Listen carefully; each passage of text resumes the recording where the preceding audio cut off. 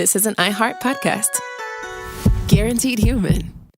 This is Jenny Garth from I Choose Me with Jenny Garth. History is full of mysteries, like how people ever survived before modern laundry detergent. Luckily, Tide's here with boosted stain fighting for cleaner, whiter, brighter, and fresher laundry versus Tide Simply. No wonder it was America's #1 detergent in sales last year. If it's got to be clean, it's got to be Tide. Tide is a proud sponsor of the Elton John Impact Awards, honoring those who have helped shape a more inclusive and compassionate world with their artistry, advocacy, and unwavering commitment to equality. You won't want to miss the Elton John Impact Awards podcast, available on June 1st on the iHeartRadio app and everywhere podcasts are heard. There's a difference between liking a house and actually getting it. Redfin is built to make up that difference and close the gap between finding and owning the home for you. Redfin agents close twice as many deals as other agents. So when you find a home you love, you're not a step behind when it comes to making an offer. That means less watching great homes disappear and more focus on the one you'll call home. Redfin helps turn saved listings into real addresses. Get started at redfin.com. Own the dream. With my mom and dad living in Orange County, when we bring my 5 and 7-year-old to visit, we are sometimes in for a 2-hour drive that could feel like 10. Oh, as an avid camper, I know all about this. We'll pack up the RV and know this is either going to be the trip of a lifetime or a complete disaster. Which is why we load up the iPads with Lingo Kids before we even pull out of the driveway. It's what dreams are made of. Lingo Kids keeps kids engaged and quiet with over 4,000 interactive games, songs, and shows that kids simply cannot get enough of. You can pack whatever you think you'll need, but Lingo Kids is the only entertainment you'll need for a stress-free car ride. Or really, any ride. Plane, train, hovercraft, whatever. Download Lingo Kids for free today. Or unlock even more amazing content with Lingo Kids Plus. Choose the yearly plan and save up to 60%. Search Lingo Kids in the App Store or Google Play. Lingo Kids. Everything kids love. Do you want to find a stress-free way to buy your next car? Start at CarMax and shop your way. And if you want to browse with confidence, get pre-qualified online with no impact on your credit score and shop cars within your budget. From luxury cars to family rides, CarMax has options for almost every price range, including more than 25,000 cars priced under $25,000. So, hey, want to get started? Just head to CarMax.com for details and get pre-qualified today. Want to drive? CarMax. Cool Zone Media. Hey everybody, Robert Evans here, and I wanted to let you know this is a compilation episode. So every episode of the week that just happened is here in one convenient and with somewhat less ads package for you to listen to in a long stretch if you want. If you've been listening to the episodes every day this week, there's going to be nothing new here for you, but you can make your own decisions. Hello, dear listener. My name is Carlos Berrios Polanco, and I'm a journalist from Puerto Rico. I'm here with... It's me, James Stout. I'm a journalist who lives in San Diego. Thank you for being here, James. Today, I'm here to talk to you about the Dominican Republic's immigration system and how it has been shaped by the U.S.'s immigration system to kind of function as a part of the U.S. border outside of what we would normally consider the U.S.'s border. And instead of diving in immediately to that, I want to start this episode by talking a little bit about the tragic death of Ezra Francis Hullett, a trans person from the United States in immigration detention in the Dominican Republic. I should mention that they use both they, them, and he, him pronouns. However, I'm going to be using they, them going forward because that's what the friends and family of Hullett put as their pronouns in the GoFundMe. They were found dead in the Haina Immigration Detention Center, the biggest immigration detention center in the Dominican Republic, on June 23rd, 2025. The GoFundMe set up by their family to bring their body back to the States describes them as a compassionate and sensitive person who live with mental health issues and the after effects of childhood trauma. They were 24 and a really good artist from looking at their Instagram. Per the Dominican news show El Informe con Alicia Ortega, who interviewed Hullett's mom, Hullett traveled to Puerto Rico without their family's knowledge and seemed to be in contact with a social worker here. I found a local Telemundo affiliate here in Puerto Rico that reported that they went missing on September 3rd of 2024. However, the GoFundMe says that they were missing in PR since March of 2025, and Hullett's mom told El Informe that that's when they last spoke. Around that same time, Hullett flew to the Dominican Republic, according to El Informe. Shortly after that, they were detained inside a construction site where it appears that they were squatting alongside a Dominican man. After being detained by the tourism police, they were passed on to the Dirección General de Migración, or DGM, which does immigration enforcement and manages detention centers. Per El Informe, this was about 37 days after they entered the DR. I want to preface this next section by saying that the DR isn't particularly kind to trans folks, which I'm sure affected Hullett's experience during immigration detention. Hullett was initially sent to the male wing of Haina, not because the DR is particularly woke and sends people to detention based on their gender identity, but because they were male presenting and didn't have any ID on them. However, once the DGM was able to identify Hullett, they were transferred to the female wing of Haina. To be honest, quite a bit of the reporting around Hullett in the DR and here in Puerto Rico is quite transphobic, and the way that these immigration officials talk about Hullett in this kind of mini documentary by El Informe is also quite transphobic. Videos published by El Informe appear to show Hullett curled up on the floor next to dozens of other people who were sleeping in two small rooms inside of immigration detention. Some of the notes and videos uncovered by El Informe appear to show that Hullett was suffering from a mental health crisis throughout the more than 2 months they were in immigration detention. Hullett's mom told El Informe that Hullett suffered from schizophrenia. They also wrote about having asthma and being allergic to milk. Per El Informe, Hullett's mom confirmed to them that they needed an inhaler and an EpiPen. Although news reports say that DGM provided Hullett with some medicine for the apparent mental health crisis they were going through, I can't find any reporting that says that they ever got an inhaler or an EpiPen that they needed. A coroner's report found that they died from a heart attack, according to Noticiasin, a national news website there. Per information obtained by the Inter-American Commission of Human Rights, quote, at least 4 facilities that are being used as immigration detention centers present overcrowding, unsanitary conditions, deficient food, and lack of access to health care. The same report states that a newborn died in Haina on November 14 of last year. Damn. People I've spoken to who've been detained in Haina over the years have described the conditions there as horrific, particularly as the Dominican government has ramped up deportation efforts massively against the country's Haitian population.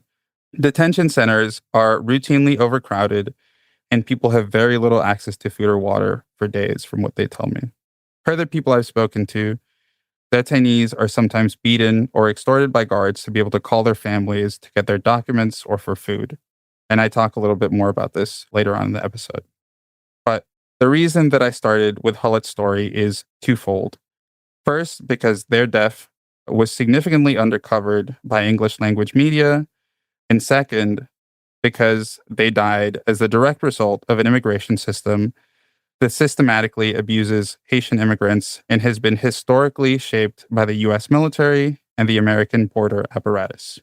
While they're organized in different ways within the law enforcement structures of their respective countries, there are a lot of similarities between the DGM and ICE in the United States, particularly in their tactics and how they've terrorized immigrant communities.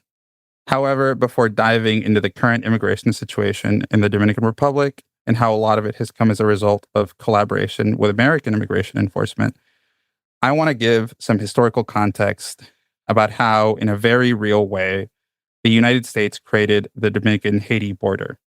The Dominican Republic was originally a Spanish colony. Haiti was originally a French colony. Haiti became independent, then invaded the Dominican Republic. Then they fought them back to become independent themselves.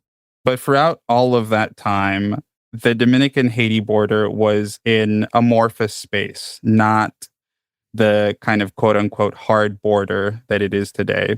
There had been agreements on where the border was supposed to be. People roughly knew where that border was supposed to be on a map and on the earth if they lived near that area.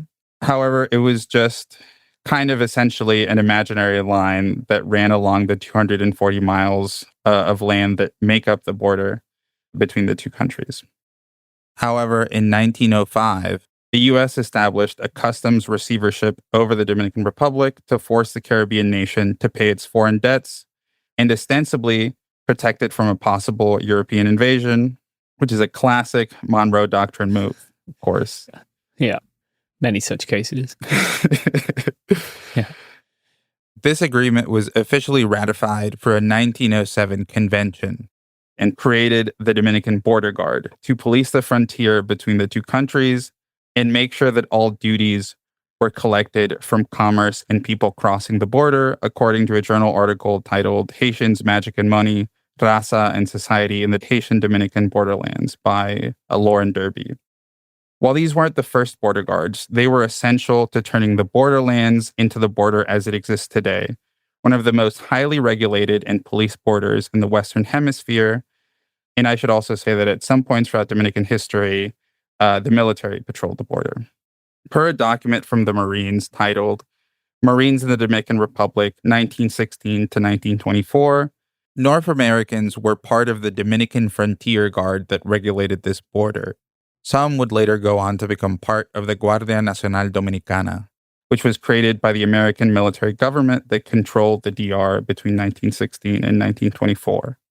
In 1921, the GND turned into the Policía Nacional Dominicana, which also stationed people at the border at that time.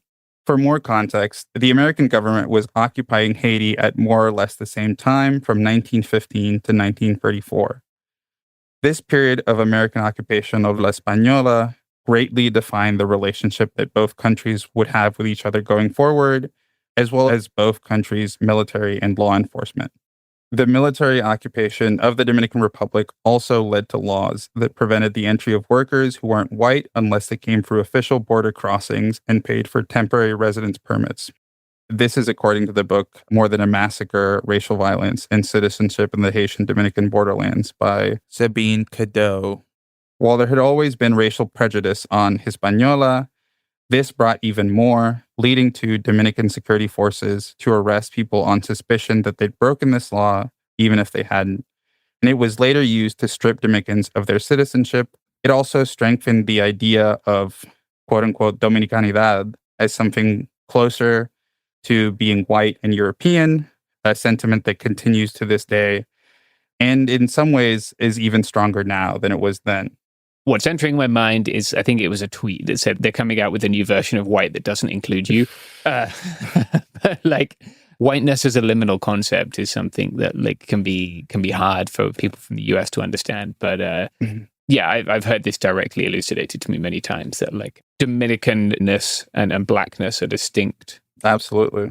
Or that Haitian people are black, which obviously as someone who's lived in the UK and the United States is difficult for me to understand, but all of these things are socially constructed. It doesn't mean they're not real. It just means that people made them, people can move them. Yeah, absolutely. I have also had people to my face say that the Dominican identity is completely separate from blackness. And as someone who has lived in Puerto Rico, which is part of the United States or owned by it, that also to me was very, very strange. And I say this as someone whose mother is Dominican, right? So I was just kind of stunned when the first time that I heard it. And sometimes it's called Identidad Quisqueya is how it's being marketed by some people in the current day. Although I will say, if you've seen the video of the comedian, I think, saying, "I know black, I Dominican," I have pretty much witnessed something exactly like that said completely seriously several times throughout my life. Yeah, it doesn't mean that Dominican people coming to the US will not encounter anti-blackness, because they will. Oh, absolutely, yeah. It's just that it also doesn't mean that on return to Dominican Republic they cannot slot into a different structure, which puts them above Haitian people. Yeah, absolutely. It's a very interesting topic how those kind of identities are presented in separate ways depending on where you live. Because for me, for example, if I went to the U.S., most people would say that I'm brown, but here in Puerto Rico, I'm kind of very explicitly a white person here. Yeah, it's such a short flight as well. That flight from Miami to Dominican Republic, you go Punta Cana or whatever, the airport there that's out of Santo Domingo, and so much changes, right? You can literally get on that plane as someone who isn't considered to be black and then get off that and be treated by American law enforcement like you are. Yeah. Within a 1 hour flight. And it's just, this is like the nature of creating hierarchies, right? They can shift to include people and shift to exclude people too. Absolutely, absolutely. So I know I'm speaking to the choir about this, but this kind of definition of borders and national identity are an essential part of the nation state and immigration enforcement. Because if you don't have an established border, it's very hard to define the in-group that belongs inside of the nation and the out-group that doesn't, who can then be detained, penalized, and deported for crossing that imaginary line in the earth. Yeah. These kinds of steps by the U.S. military government were essential to creating this idea that Dominicans and Haitians are two completely different people. However, to be clear, it's not that this sentiment didn't exist beforehand. In particular, the Dominican elite hated Haitians a lot for the invasion of DR by Haiti. That sentiment existed in the borderlands, but a lot of those people were bilingual, which is very different from kind of people inside of the metropole who saw themselves as kind of this one identity versus along the borderlines, which is usually what happens, right? There is a kind of melding identities in ways that isn't seen anywhere else. Yeah, this is the same where I live, right? Like, because San Diego, Tijuana is effectively like, it's not one large city. There are important and very, very, very real differences, but like in many ways, one community, right? Like so many of our community members, like I have students at the community college who cross every day. I've had students when I've taught high school classes who crossed every day. Like I've got friends who couldn't make rent work in California, and so they go to Tijuana, and like obviously, those people speak two languages or like both languages at the same time. I think that's just the nature of living in the borderlands. Yeah, absolutely. So following the U.S.'s exit from the Dominican Republic, dictator Rafael Trujillo came to power in 1930. He was trained by the U.S. military and eventually rose to the rank of Brigadier General of the PND, then militarized it. And as the word dictator implies, he was not a good guy. Under him, the already burgeoning and existent anti-Haitian sentiment essentially exploded. He introduced the cédula, a national identification document for all adult men. So Haitians had to pay for the cédula and a foreign residency permit, essentially ending the binational lifestyle of communities on the border, according to More Than a Massacre. If the U.S. started the border, then Trujillo marked it as a sign of utter violence by ordering his troops to ethnically cleanse the Dominican border of Haitians in October of 1937. This was known as the Parsley Massacre, and estimates of people killed vary, but the most common number I've seen used is roughly 20,000 Haitians killed over the course of about a week to 2 weeks. And this massacre, of course, came about as a way for him to define the border by stripping Haitians of that land, because it was mostly done inside of the Dominican side of the DR Haiti border. Yeah. It's called the Parsley Massacre because soldiers reportedly recognize Haitians by their inability to pronounce parsley in Spanish, perejil. However, experts think that this was just a myth, another way to separate Haitians from Dominicans, according to More Than a Massacre. Also, as a not-so-fun fact, a lot of the violence took place along the Massacre River, which a lot of people think is called that because of the 1947 massacre. But from the various Spanish language sources I've read, they all essentially say that this isn't true, that it's called the Massacre River because of the frequent violence that took place there between Spanish colonizers and French buccaneers in the 18th century. And this is according to an article by Simon Rodriguez in NACLA titled Dominican Republic and Haiti at the Crossroads of the Massacre River. The Dominican Immigration Agency, the DGM, was also established by Trujillo just 2 years after the Parsley Massacre. Not only were they essential to deporting Haitians during Trujillo's reign, but they also forced the Haitian population into the sugar-producing regions of the country. And because he couldn't deploy overt state violence there in the same way that he did along the border, they came up with a new plan. Any Haitian immigrant detained in the area would just be brought back to whatever sugar plantation would pay their immigration taxes, essentially creating these zones, which still very much exist to this day, of Haitians living in and around these sugar plantations that they also work at. I should say that this wasn't a codified policy, but that it coexisted with other tactics throughout the years. Yeah.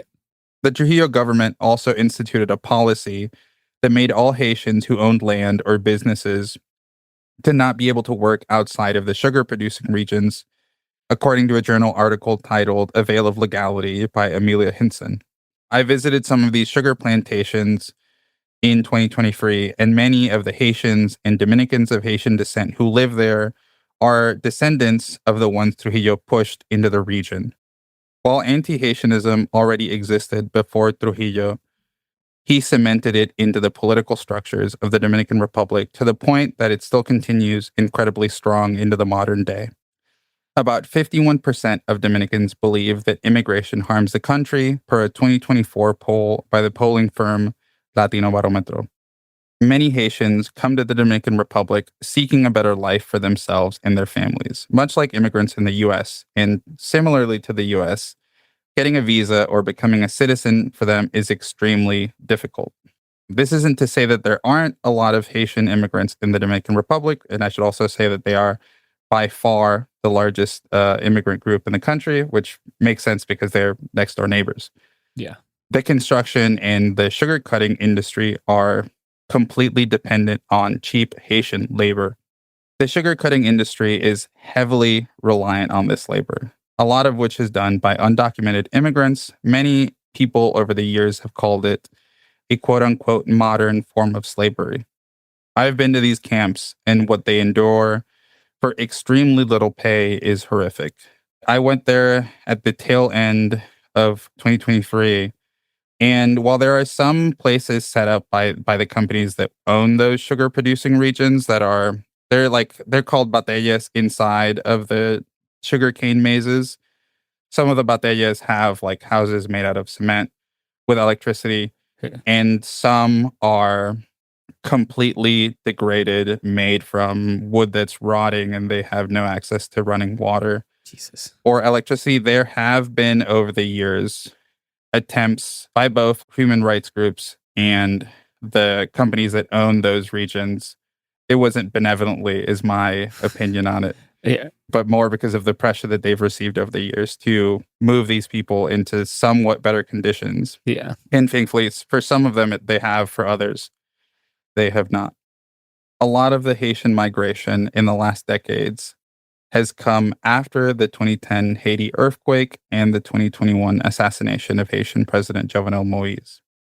The two events, as well as other crises, have caused people in Port-au-Prince, the capital of Haiti, to experience significant violence and hunger crises. Hundreds of thousands of people have been forced out of their homes and left the country over the last decade, per the Migration Policy Institute. For many, the natural path of migration out of Port-au-Prince is towards the border and towards the Dominican Republic. And as we've seen, a lot of those Haitian migrants have also tried to go into the U.S. through Latin America. And I mean, not to say that they exclusively go there, of course, but they try to go wherever they're able to go. Yeah, I wrote a piece for NBC, Todd, when you could still write things critical of the Biden administration at NBC. And like in 2021, right, when the United States Embassy in Haiti had a picture of Biden. It was translated into Creole, right? But it was like, essentially, do not come. Like, we'll turn you around and send you back. Like, this is the guy who'd run, like months before on like kindness where Trump had done cruelty. I remember like right around that time, 2021, so there was a large number of migrants, of course, who have been stuck in Tijuana because of Title 42. They tried to cross and they kept getting bounced back, right? And so I would cross to talk to them. They moved to like right by where the Ped West pedestrian crossing is now.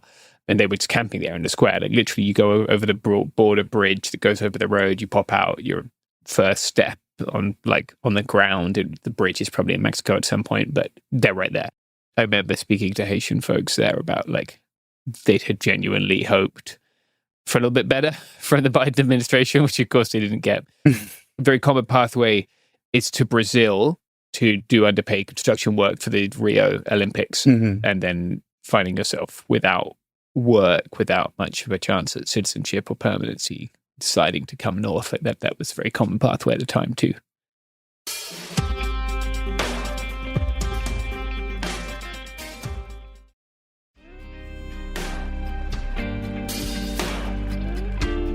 So, about 200,000 displaced Haitians are believed to have moved to the DR in the months after the earthquakes, according to the International Organization for Migration. And after that flow of migrants to the DR and the rising tide of anti-Haitianism, which had been building for a very long time, in 2013, the Constitutional Court of the Dominican Republic ruled that people born in the Dominican Republic to immigrant parents without a regularized migration status had never been entitled to Dominican citizenship. This ruling is called La Sentencia, the judgment. What this essentially did was that if you do not have at least one parent who is a Dominican citizen, then you do not have Dominican citizenship. In the U.S., we have birthright citizenship or jus soli, which means that if you're born on this land or inside the U.S., you are an American citizen. Yeah. This, of course, applies almost everywhere except certain colonies like American Samoa. So essentially, in the Dominican Republic, if one of your parents was not Dominican, you did not have citizenship.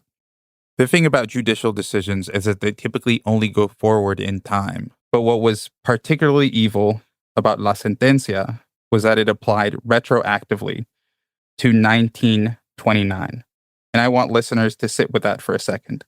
Even if it applied just going forward, it would be a horrible thing. But going back nearly 100 years is just horrendous, because what the ruling caused was a chain reaction that stripped entire families of their citizenship. Because if your grandparents weren't citizens, then neither was your dad. And if your mom wasn't a citizen then neither are you. Of course, this ruling also affected anyone who did legally still have citizenship, but didn't have the documentation going back that far to prove it if the government came knocking. So yeah, essentially, imagine if you had to prove that your great-grandparents were citizens in 1929. I mean, I don't think I personally would have that documentation for my great-grandparents.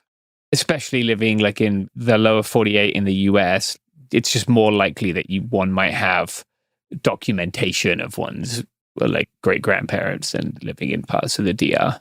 But yeah, essentially for me, it would be incredibly hard to have that documentation for my great-grandparents. I couldn't imagine someone who has moved throughout their lives inside of the Dominican Republic to also have that documentation. And then there's also the fact that because of the anti-Haitianism that was there, a lot of people who did or were supposed to legally still have citizenship were rolled up in the people whose citizenship this law took away. In total, the decision impacted about 245,000 Dominicans, of which 211,000 were Dominicans of Haitian descent, according to the Center for Migration Studies. I, of course, say Dominicans because they were legally speaking Dominicans at the time that the sentencia took place, but now they have been stripped of that citizenship. The Dominican government tried to backtrack this decision just a year later after a lot of international criticism and provide a path to the stateless, but the damage was done. Yeah.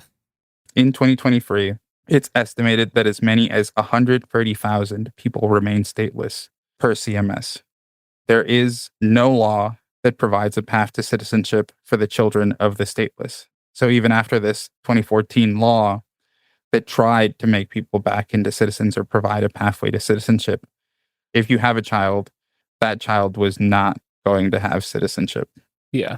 Because so many people were affected by it. And a lot of the slowness of the government, the ways that government doesn't work, you have this wave of denationalizations. And because of a lot of the problems of the government, some people who should have had that pathway to citizenship provided to them still don't have it. Right. It's going to be so much harder to get those people back. And like, understandably, it's going to be very hard to get those people to engage with the state in any way. Absolutely. Because why the fuck would you? Like, it just told you like that you don't belong, right? Like the state is a danger. Yeah.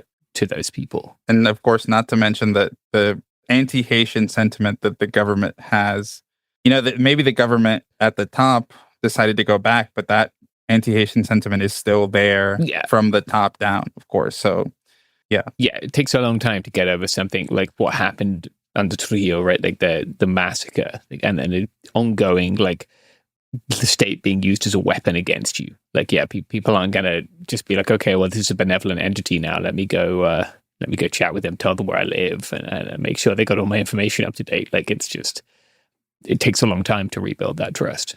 Absolutely.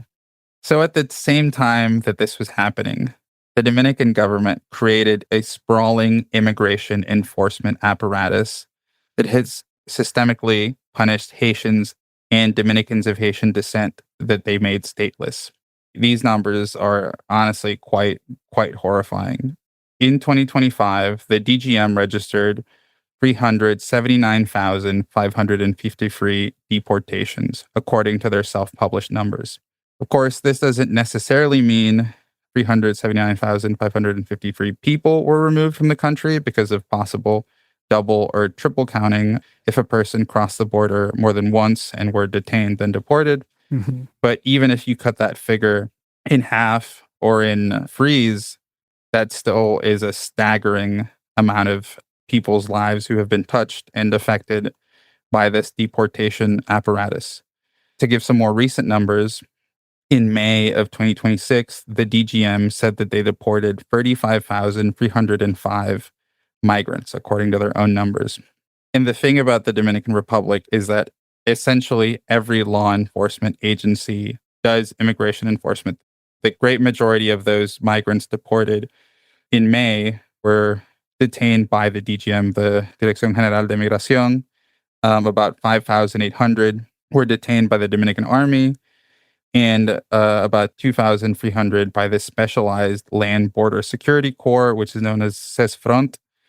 They essentially patrol the national border with Haiti. Yeah. And about 1,300 of those people were detained by the national police. These numbers are so staggering because all of these law enforcement agencies are trying to meet a 10,000 a week quota that President Luis Abinader set for the Dominican government in 2024 and continues to follow. This number, to me, is really, really staggering. And it's kind of horrific because you read it on paper and it's hard to really understand the immensity of this mechanism to forcefully move people out of the country, and as well as all of the law enforcement work and immigration enforcement work that goes into detaining those people in the first place, then sending them to immigration centers, and then deporting them outside of the Dominican Republic. And that the way that usually happens is that they are loaded into these trucks, which are converted horse trucks. Sometimes they're like the little short ones, and sometimes they're the very long ones that you see to move pallets of stuff that have this cage built onto the back, and people are just stuffed to the brim inside of there. It's really incredibly inhumane. Yeah, damn. That's rough. So migrants are routinely extorted while in immigration detention. Per an anonymous source that spoke with Listín Diario, a national paper in the DR, that detainees are routinely hit up for bribes during immigration raids and during their detention. Per the article, guards in Haina, the largest immigration detention center in the DR, were charging about $200 and $270 to be freed, which might not seem like an insurmountable amount of money in the US, but it's about half of the average monthly salary in the DR, and these migrants are making much, much less than that. Yeah. The same report says that guards sometimes charge migrants' families so detainees can get food while detained. So much of the rhetoric that Abinader and other Dominican officials use to justify their actions, especially in recent years, is that immigration contributes to the destabilization of their society. Meanwhile, the vast majority of Haitian immigrants are just trying to live in peace and escape the violence or crisis that they're facing in their home country.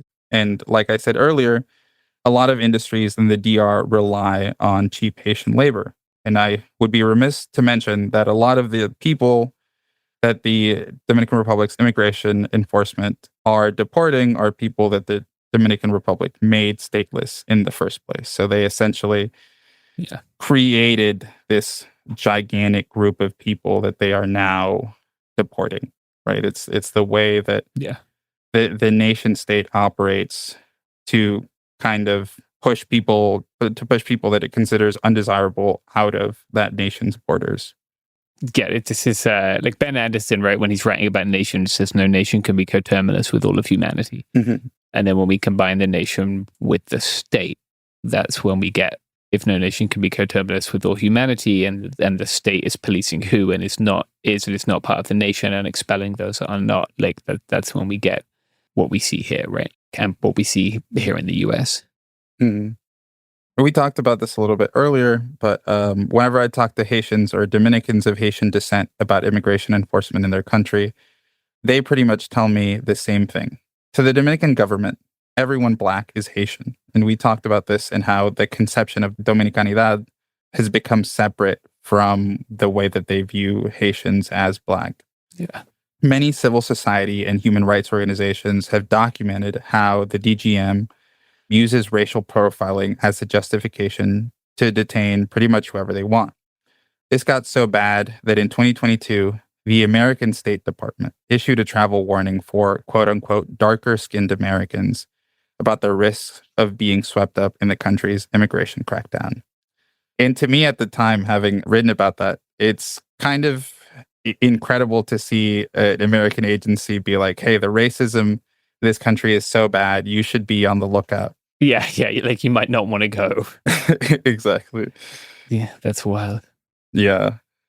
So the DGM routinely performs midnight immigration raids on Haitian communities, break down their doors, and drag people kicking and screaming from their beds, then load them up on the repurposed cattle trucks and horse trucks that I was talking about earlier. There are usually about 30 or so people in those immigration trucks, the small ones, pushed up against the metal bars. And I've seen this personally at the DR-Haiti border, where they're taken from immigration detention centers and then dropped off and essentially forced to walk into Haiti. When I was at the border in 2023, the ones I saw and was able to speak to had grabbed everything that they could as they were getting detained, because they knew that it was possible they could never make it back. Some of these people included mothers carrying small children and babies. One worker who I spoke with worked in construction, and he claimed that he was being deported because his boss had called immigration enforcement on them because they were talking about getting paid more. Yeah, tail us all this time with undocumented labor, sadly. Absolutely, and this is big in the sugarcane cutting regions as well, or at least it used to be. Yeah. And it's a kind of a recurring system because, they get deported, but there's not really any work or safety in some cases in Haiti. So they're forced to come back over the border to do the same job. Yeah. Many Haitians live in fear, hiding from immigration authorities as much as they can while trying to work to feed their families. It's especially bad for pregnant mothers who can't go to hospitals for fear of being swept up by immigration raids. There have been several women who were deported very quickly after being discharged, according to a report by The Guardian.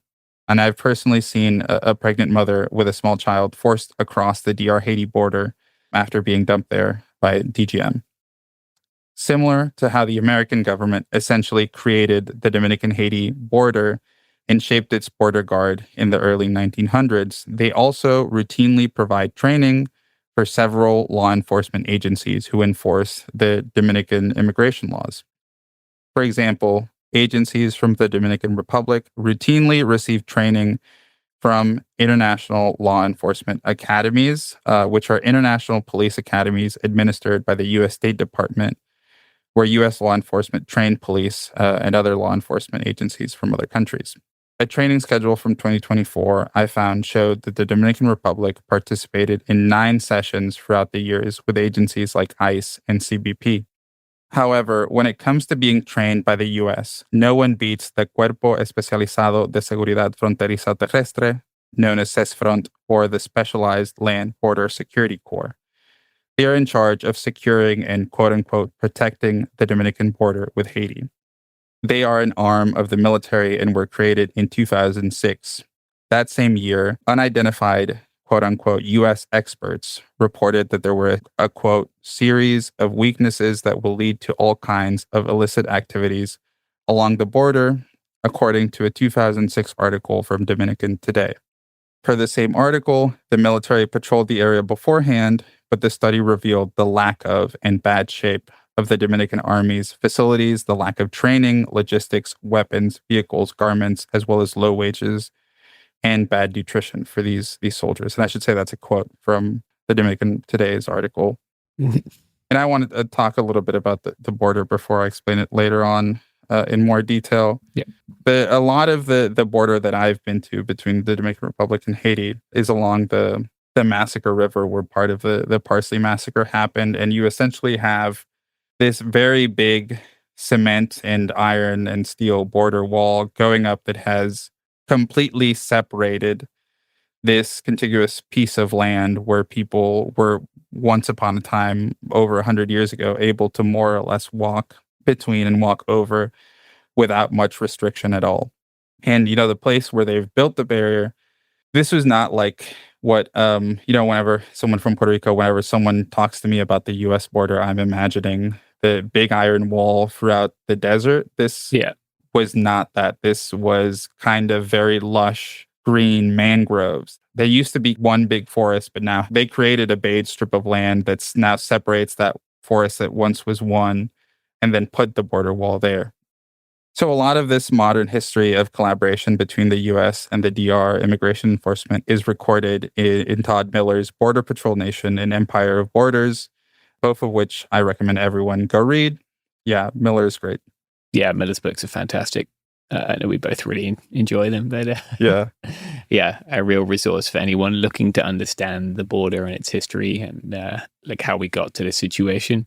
Wasn't hard to see it coming, actually. Yeah. And a lot of Border Patrol Nation is from the early 2010s too, so it was really kind of prescient in many ways. Yeah, very much so. Like I remember reading that book and then like thinking about it a lot as I was in the Dominican Republic, and even when I was in Panama last year. Like the Biden administration, right, was financing deportations from Panama of people who had just crossed the Darien Gap, like chiefly to Colombia, almost entirely Colombian young men. I literally watched these guys get, like, I watched a family who I'd known from the jungle, right? And then we reconnected in Lajas Blancas, which is a reception center. Mm-hmm. Reception center is a pretty euphemistic term there. It's not a great place to be. I think it's closed now, actually. But they would come and call out names. And it was like, oh, what's going on? Like, maybe we're getting taken somewhere. Like, maybe they want to check our passports. And they just start loading men into, same thing, got like a flatbed truck. And I remember one guy like having to give his baby to his wife. And I was there and he was like, hey, what are they doing? And I was like, I don't know, man. Like, I don't know. And some guy was like, this is how they deport people. And it was a very, wow. Yeah, it's horrible. And then his wife was just like standing there next to me and like, oh, it's horrible. Like I put my arm around her and she was just sobbing. And of course, like separated from her partner and the father of her child. But yeah, it's rough to think that then I went home and did my work and paid my taxes and paid my little share of that family getting torn apart. But yeah, that was blue team. That wasn't a Trump thing. Like the US has been trying to move that traumatic violence further and further from its population for a long time. Because that's what strong borders are, right? Strong borders are violent. Strong borders are tearing families apart. Strong borders are people dying. And there is an understanding shared by both parties that Americans don't like seeing dead people. They don't like seeing families torn apart, as we've seen in the last couple of years. And so they have sought to move that violence further away from the metropole rather than stopping doing the violence. Yeah, absolutely. And Miller talks a lot about this in his book, right? Where part of the US's internal migration policy as it relates to foreign policy is that if you can stop migrants from coming into the US at another border, that means that they won't be able to reach their border, right? Yeah. An academic who described it to Todd Miller as kind of border sets in ways that the borders go there. Yeah, like clusters or something, right? Yeah. Yeah. Essentially. Oh, it's a dude who, he's like a veteran and he was like in Afghanistan and saw Border Patrol out there. I was like, what the fuck? Yeah, absolutely. Yeah. Yeah, so the way that veteran, that person explains it is that these borders are created in such a way to keep people from flowing into the United States, but able for people inside of the United States to more very easily leave them and pass through them, right? So, for example, let's say a migrant from Haiti wanted to go into the U.S., they would be faced with an incredibly uphill battle of passing several borders. It might be the border from Haiti into the Dominican Republic, then into Puerto Rico, or it might be Haiti to some Latin American countries, then several Central American countries, and then onto the U.S. southern border, right? Yeah. But versus, let's say, if I wanted to go to Haiti, it would be pretty incredibly easy for me to go there, right? And this is, what we see. Yeah. The way that this mechanism is constructed for the in-group to be able to move freely around the world and the out-group to have an incredibly hard time actually coming into the U.S. My friend Erica from Al Otro Lado likes to say, we already have open borders. We already have no borders, just only for some people. Yeah, exactly. And of course, I'd be remiss not to mention that capital flows very easily through borders as if they do not exist. Yeah, because they don't for money. Yeah.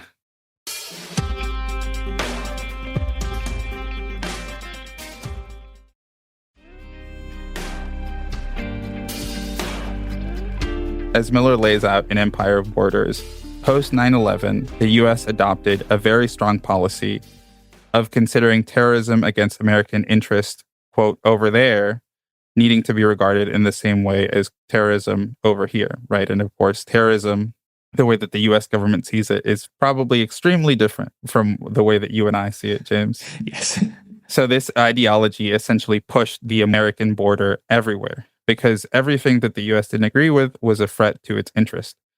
This is essentially kind of the same reasoning as the Monroe Doctrine, and the American empire just massaged it for the modern world in some ways. This is why international collaboration between American immigration enforcement and border security agencies has skyrocketed since the dawn of the millennium, to the point that CBP agents have traveled around the world to show countries how to enforce their country's borders, so that people inside of those countries wanting to leave and reach the United States borders are never able to do so. Yeah. We talked a little bit about this. I can't remember if it was on air or off air about how Bovino did that in Honduras. Yeah, that's right. That was something I found recently. I was reading some document about this border externalization, and he's one of the people interviewed. Yeah. It's like when he was in BORTAC, right? Bovino was a member of BORTAC, and they were going out on patrol with, I guess, I don't know, Honduras has border patrol, or I don't quite know what the structure they're under is. But they were going on patrol with him, and then like the BORTAC guys are armed and running around, but not technically not the ones making arrests. Yeah, like you can read this in the Miller books, but this is a thing that the U.S. does all over the world. Yeah, absolutely. And Miller traveled to a lot of countries where people were agents of their country's border security apparatus or law or an agency were like, yeah, I've been trained by the U.S., of course. Yeah, like talking about the Caibiles, right? Yeah. Like in, anyway, everyone should read the book. I'm not going to recount the book. It's a good book. So if you look at the border enforcement or immigration agencies around the world, you'll find that they may look like the United States because they are modeling themselves off of the trainers that trained them or help shape their creation. CESFRONT takes after its border patrol big brother in many ways, but one of the most salient is in the wall that they patrol. As I mentioned a little bit earlier, in 2022, the Dominican Republic started construction of a Mexico-U.S. style border wall that, if it's finished, would span almost half of the border with Haiti. When the project is completed, it will be the second longest border wall in the Americas, the first being the Mexico-U.S. wall. It is supposed to be high-tech, containing a series of cameras, radars, and drones that are supposed to run the length of the wall. This wall, like many other border walls, has done intense environmental damage along the course of the border, particularly to the mangroves that run along the border where the wall is being built. In 2023, I visited Dajabon, a town in the northern section of the DR-Haiti border, to report on the Dominican Republic's immigration enforcement apparatus for myself. Dajabon is where the CESFRONT has a very important base, and as I mentioned earlier, it's a place where a lot of the violence of the Parsley Massacre took place. Cesfront's base in the Habong is painted in a beige-brown camouflage pattern that makes it stick out like a sore thumb against the green forest background where it's stationed. However, it does blend in to that strip of land where they've cut out to make the border wall. In many ways, the government tries to reshape the land and nature to fit its image. Mm-hmm. Yeah, it's kind of the same here. Like, I was in the desert this weekend, and I was like climbing up in some mountains there, and you can look down at the border wall, and it's like a scar across the landscape. You can, for miles, as far as you can see it, it looks like somebody sliced through this. In this case, this pristine desert landscape, right? And I can see it being only worse in these areas where like it's so lush and green. Yeah, absolutely. From aerial drone images that I've seen of the border, it definitely looks like a kind of sand-colored scar, especially in the Habong area, where you have green on both sides and then that sand color line running through it. Yeah. So the Dahabon border crossing is extremely close to Cesfront's base there. When I was there, the border between the two countries was officially closed because of a dispute over the canalization of the Massacre River. Haitians needed the water for agriculture along the border, but Dominican officials said that the canalization would take water away from their own purposes. A couple weeks after I was there, they opened up the border again, which was extremely necessary because border towns like Dahabong and Wanamint, which is the town on the Haitian side, rely on each other a lot for trade. And this has been that way since time immemorial in that region, right? Yeah. The binational market in Dahabong is pretty much the only place where Haitians are legally allowed to enter, but they have to leave the same day they came in. Huh. It's essentially this giant market, and there is a steel wall that runs along the outer perimeter of it, which is where you have Cesfront border guards. So if you pass through the border crossing, you do the whole like immigration check, you're able to go into the market. Yeah. And you could essentially do like a circle around it. So you're able to go into the market and then you leave the back way, which connects to another border crossing. Oh, so you're in like a bubble. Yeah, essentially. Like that okay. Yeah, essentially. Yeah, that's crazy. They're like going that hard to be like, we want your money, we just don't want you. Exactly. Yeah. And it's really it really shows the hypocrisy of these border systems, because these two towns are extremely reliant on one another, but the countries that represent both towns are like, no, we need to enforce this border, right? Yeah. So yeah, this market in the Habong is where a lot of people on the Haiti side of the border are able to buy and sell a lot of stuff they wouldn't otherwise have access to. Sure. So the bridge that runs over the Massacre River that connects Dahabong to Wanamint is within feet of the national market, and like I mentioned, all encircled by Cesfront's guards. Any Haitian who would try to pass that fence without going past the official checkpoint would likely be detained and deported immediately if they're caught by the border guards. And as we know, even if a border presents itself as extremely rigid, a lot of it is for show, at least in my experience with the DR Haiti border, right? A lot of it is security theater. Yeah. So when I was there, I spent the better part of my time there just watching DGM trucks bring dozens of people to the border, then watched as Cesfront guards herded them out of the Dominican Republic. Jesus. Yeah, it was incredibly inhumane and heartbreaking. I remember taking this picture of a little girl with a suitcase who was just, and this wasn't a person being deported by the trucks, but this was a Haitian person who was leaving, of a little girl just waiting for her dad with a suitcase. Jesus. I don't know, that image really sticks in my mind. Yeah. Yeah, so the thing about the border, as I mentioned earlier, even if it seems to be incredibly hard, it's still porous in several places. Yeah. When I was in the Batallas, in the sugar-producing regions, which are the little towns that they have, or little settlements that they have inside of the sugarcane maize, I spoke to someone who had been detained outside of the sugarcane areas without their work permit and then deported. His family had to pay a buscong, essentially what the U.S. would call a coyote, to bring them back across the border.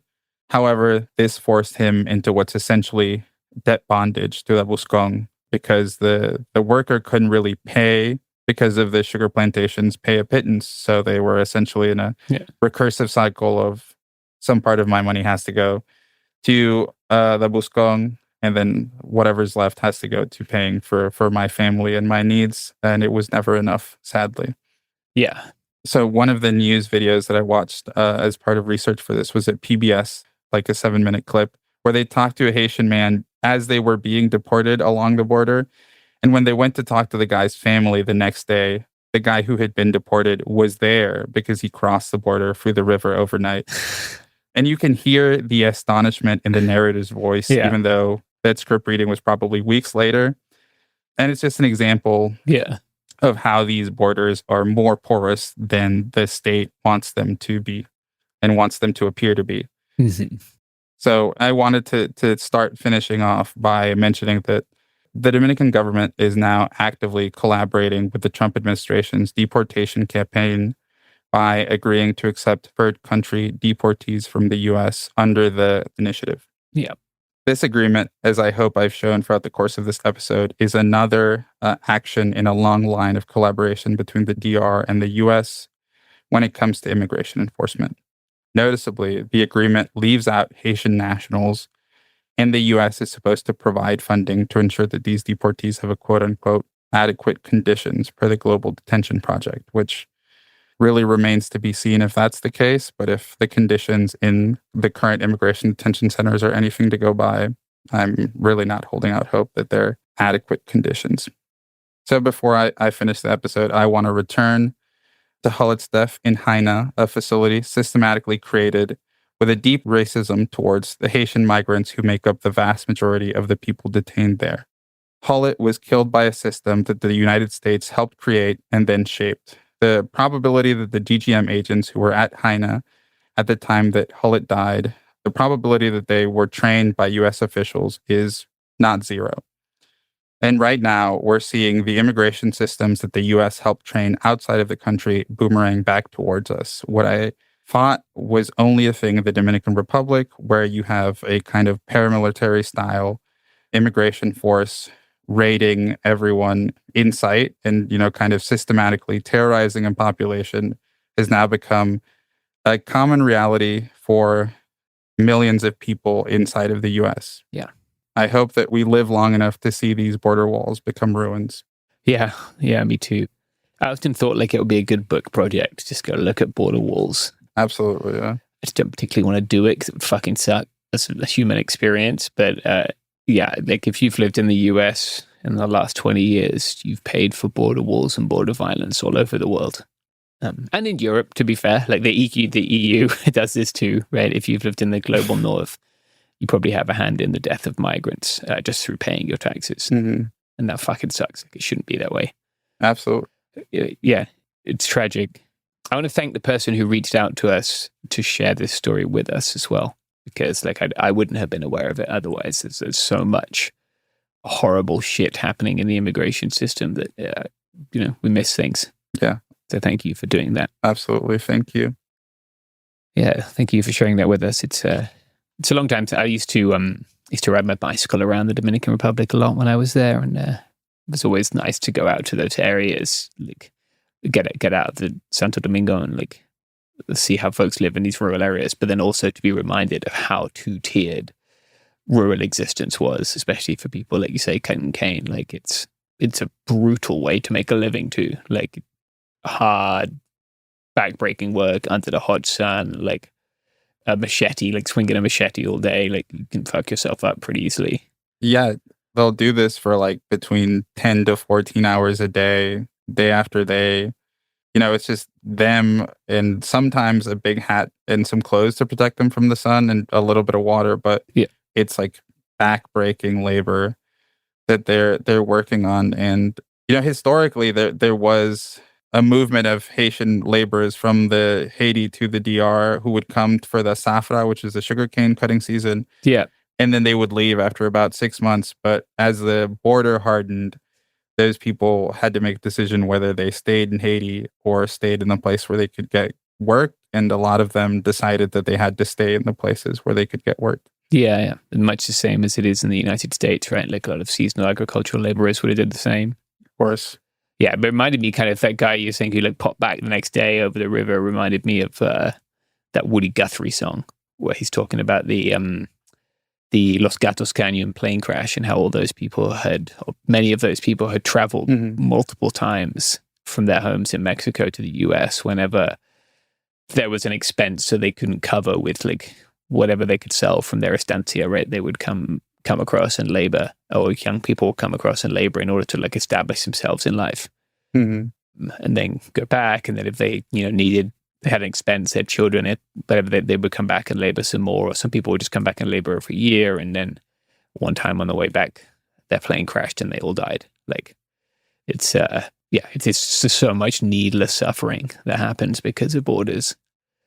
It's rough to think about people in those detention centers. Like, that always kind of makes me sad. Yeah. Having spent a lot of time around them. It's pretty fucking miserable in there. Yeah. Especially like, for me, I became a Dominican citizen in 2024 after I had been there. And I always think about, I was seeing these people, some of which they had spent their entire lives in the Dominican Republic and knew nothing else outside of it. But they were stateless because of this 2013 decision, right? And I was thinking, they've spent their whole lives here, and I have more of a right to citizenship than them just because my mom was born there and then left when she was a small child. Like, to me, I don't know, it was an extremely bleak thing to realize just how the state prefers some people under it and then others not. It was... Yeah. I always think like, this is a person who is a Dominican. Like, this is so like culturally more Dominican than I could ever be. But I'm the one who legally is entitled to citizenship. Yeah. Yeah, I used to think about that a lot when like I would go there and like we'd try and have Haitian folks come over to join us.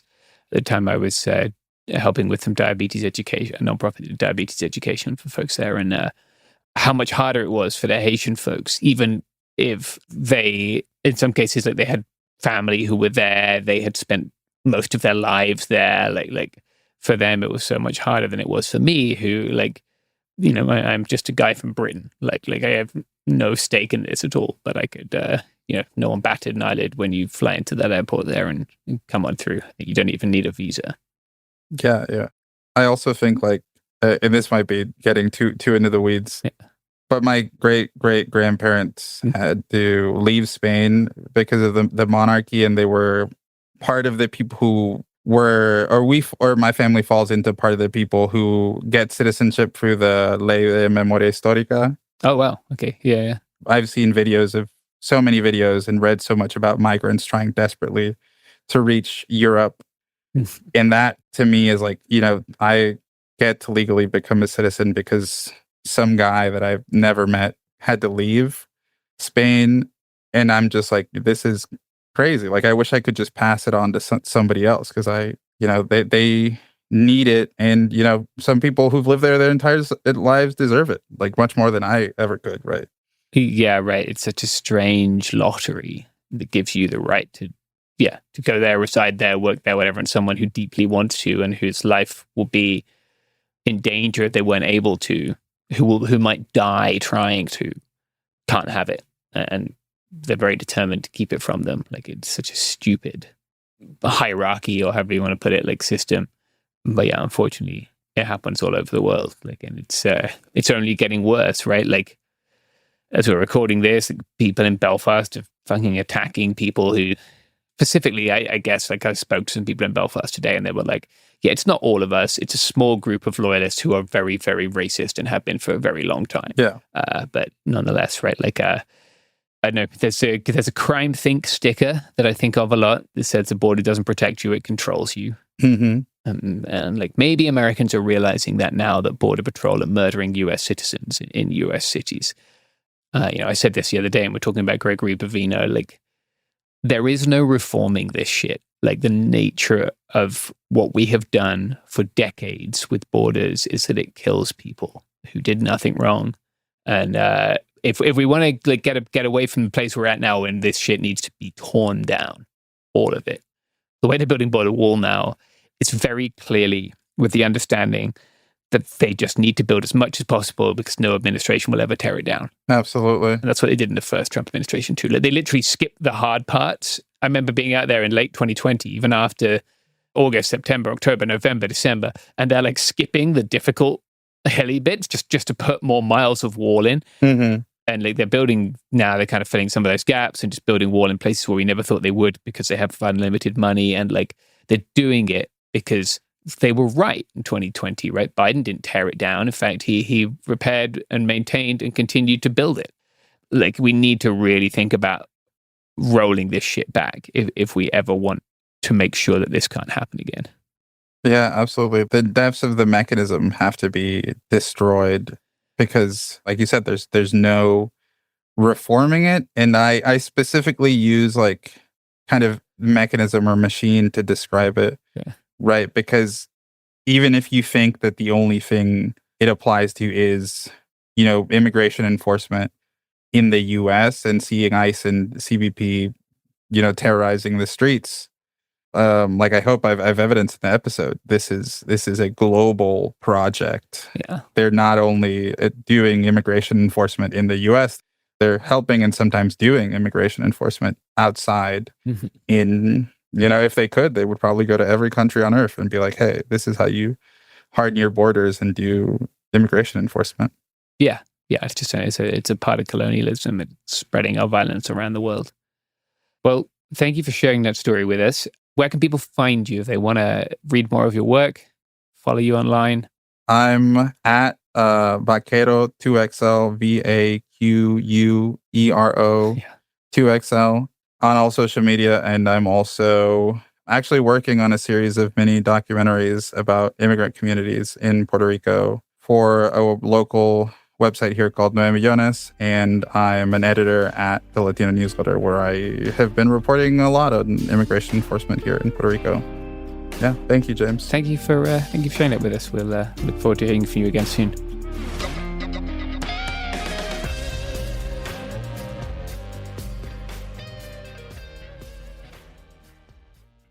With my mom and dad living in Orange County, when we bring my 5 and 7-year-old to visit, we are sometimes in for a 2-hour drive that could feel like 10. Oh, as an avid camper, I know all about this. We'll pack up the RV and know this is either going to be the trip of a lifetime or a complete disaster. Which is why we load up the iPads with Lingo Kids before we even pull out of the driveway. It's what dreams are made of. Lingo Kids keeps kids engaged and quiet with over 4,000 interactive games, songs, and shows that kids simply cannot get enough of. You can pack whatever you think you'll need, but Lingo Kids is the only entertainment you'll need for a stress-free car ride. Or really, any ride. Plane, train, hovercraft, whatever. Download Lingo Kids for free today. Or unlock even more amazing content with Lingo Kids Plus. Choose the yearly plan and save up to 60%. Search Lingo Kids in the App Store or Google Play. Lingo Kids. Everything kids love. Ryan Reynolds here from Mint Mobile. I don't know if you knew this, but anyone can get the same premium wireless for $15 a month plan that I've been enjoying. It's not just for celebrities. So do like I did and have one of your assistants switch you to Mint Mobile today. I'm told it's super easy to do at mintmobile.com/switch. Upfront payment of $45 for 3-month plan, equivalent to $15 per month required. Intro rate first 3 months only, then full price plan options available. Taxes and fees extra. See full terms at mintmobile.com. A burst pipe. A dead water heater. The AC calling it quits. Who do you call? HomeServe is an easy way to handle unexpected home repairs with plans covering stuff basic homeowners insurance usually won't. Instead of scrambling for a contractor, you make one call to get the repair process started. Join the millions of customers who trust HomeServe right now. Go to homeserve.com/podcast for 50% less your first year. That's homeserve.com/podcast. Savings compared to renewal price. Void in Florida. This is Bethany Frankel from Just Be with Bethany Frankel. My babies, Biggie and Smalls, get the best of everything. So I am excited to make Chewy my go-to. Chewy has it all and it ships fast. They also handle the serious stuff like prescriptions, pet insurance, and telehealth vet visits. And their 24/7 customer service actually understands dog moms like me. And it's not just for dogs and cats. No matter what kind of pet parent you are, Chewy makes everything feel easy and personal. For life with pets, the answer is Chewy. Save $20 on your first order with free shipping at chewpanions.chewy.com/justbe. With scenes of the genocide in Palestine plastering our screens over the past few years and increasing analysis of the settler, colonial, and supremacist route of Israel's violence, it's had me thinking more about the concept of settler colonialism. Many people know now about Israel's settler colonial past and its parallels with the US, Australia, South Africa, and Canada. Those are common comparisons. But few know much about the settler colonial origins of Liberia, which has gained a little attention as people have begun learning more about the concept. So I'd like to take a look at Liberia, Israel, and the parallels of settler colonialism. This is It Could Happen Here. I'm Andrew Sage, Andrewism on YouTube, and I'm joined once again by... It's James again. I'm excited to learn about this. Yeah. I'm mainly looking at the parallels through the lens of analysis provided by historian Patrick Wolfe in his famous article, Settler Colonialism and the Elimination of the Native, with other historical resources and articles linked in the show notes. First off, before we start making comparisons, I'll need to introduce the concept for those unfamiliar. Settler colonialism is, in one sentence, an ongoing structural process where outsiders permanently occupy indigenous lands to build new societies. Wolfe notes that invasion is a structure, not an event. He calls settler colonialism inherently eliminatory, but not invariably genocidal, and calls elimination an organizing principle of settler colonial society rather than a one-off occurrence. Unlike the kind of exploitation colonialism which seeks to extract resources and leave, settlers come to stay, to claim land. As Wolfe quotes Deborah Bird Rose, to get in the way of settler colonization, all the native has to do is stay at home. Settlers tell various stories to justify their eliminatory ambitions. Race, religion, ethnicity, civilization status, but it really comes down to territory. Settlers want to establish lasting, autonomous communities by eliminating the existing indigenous way of life and replacing it with the colonizer's culture, economy, and political order. Wolfe says that settler colonialism destroys to replace, pointing to the quite visceral example of Israeli settlers uprooting ancient olive trees and replacing them with foreign fruit trees. Or, as Israel often euphemizes it, making the desert bloom. Elimination doesn't have to mean the wholesale slaughter of indigenous people, though frontier homicide tends to be a trend. But elimination seeks to dissolve indigenous people and their way of life through various means. Expulsion, encouraged population mixing and forced assimilation, enclosure, child abduction, missions and boarding schools, religious conversion, marginalization, labor exploitation, and more, often several at once. Settler colonialism tends to remain deeply embedded in the laws and institutions of the countries founded that way. But Wolfe points to a curious side effect of settler colonialism, which is the way that settler society subsequently attempts to recuperate indigeneity in order to express its independence from the mother country. He references Australia's incorporation of indigenous symbolism, for one example. Australia, Canada, the US, New Zealand, South Africa, French Algeria, Rhodesia, Liberia, and Israel are all examples of contemporary or historical settler colonial societies. But I'm focused on the parallels between just two of them, Liberia and Israel. In 1818, the American Colonization Society scouted what was then known as the Grain Coast and deemed it a suitable location for their planned African colony, meant to be a home for formerly enslaved people in the US following emancipation, as well as free Black people that already existed in the territory. The first successful settlement was established in 1822, after an agreement with the local chiefs signed in 1821 granted the society possession of Cape Mesurado.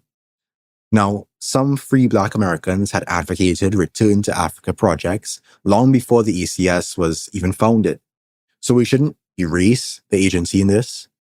But the ACS was led by a mix of white abolitionists and white enslavers who mostly just wanted to rid themselves of the free Black population in the US. Most free Black Americans opposed the project, either initially or in time. Those Black Americans that did participate came to be known as Americo-Liberians. They carried on the American Colonization Society's narrative that the establishment of Liberia was a return to the Promised Land, an exodus of formerly enslaved people returning to their ancestral homeland to establish an independent land of freedom. And as a minority in that land, the Americo-Liberians would establish a government and various settlements they ruled that would attempt to expand Liberia's initial territory and to bring civilization and Christianity to the natives. Those that went were clearly heavily influenced by their American background, viewing themselves culturally, socially, and educationally superior to the native African ethnic groups they encountered. After a few decades of support from the American Colonization Society, independence was declared in 1847, but only recognized by the US in 1862. They also very quickly fell into a deteriorating economic situation marked by heavy foreign debt obligations, culminating in multinational intervention and oversight in the early 1900s, as well as the establishment of a 1 million-acre rubber plantation for the Firestone Tire and Rubber Company, which would exploit the indigenous people in Liberia for decades to come. Anytime you're setting up a rubber plantation, I feel like that should be a massive red flag that you're one of the bad guys. Yeah, exactly. People who have been subject to settler colonial violence and to like racially motivated, I sound like a cop when I say racially motivated violence, like the violence that's inherent in racism and capitalism. The idea that the way to kind of right those wrongs is to become the one doing the violence, not the one subject to the violence. I see it in Myanmar, right? Like a country that was brutally colonized by the country that I was born in, but in which essentially today the state of Myanmar is itself a colonial entity, right? We have a number of different ethnic groups, dozens of ethnic groups within Myanmar, and we have one ethnic group which has dominated governance and which has dominated the military and which has used the tool of the state to extract resources, labor, human bodies from the other ethnic groups, right? Like they've gone from being colonized to effectively being like a contiguous empire, and they've adopted the logic of the colonizer in doing so. Yeah. Unfortunately, this is a very common phenomenon, you know? Mm-hmm. This is why I tend to view nationalism, even so-called third world nationalisms, as dead ends, as explicitly counter-revolutionary, as against the liberation of all people. Yeah. Because that construction of the nation state, or really of states in general, tends to come with the establishment of certain superiors and inferiors, you know, subordinates and rulers. Yeah. And the privileging of certain religions, ethnic groups, skin tones, whatever the case may be, even within so-called ethnically homogenous societies. Yeah. You can even look at Japan, right? Which is touted by, you know, supremacists of all flavors as an ethnically homogenous society. Even within that society, there's, you know, colorism. Yeah. And there's also the exploitation and marginalization of certain groups within that territory, such as the Ainu. Yeah.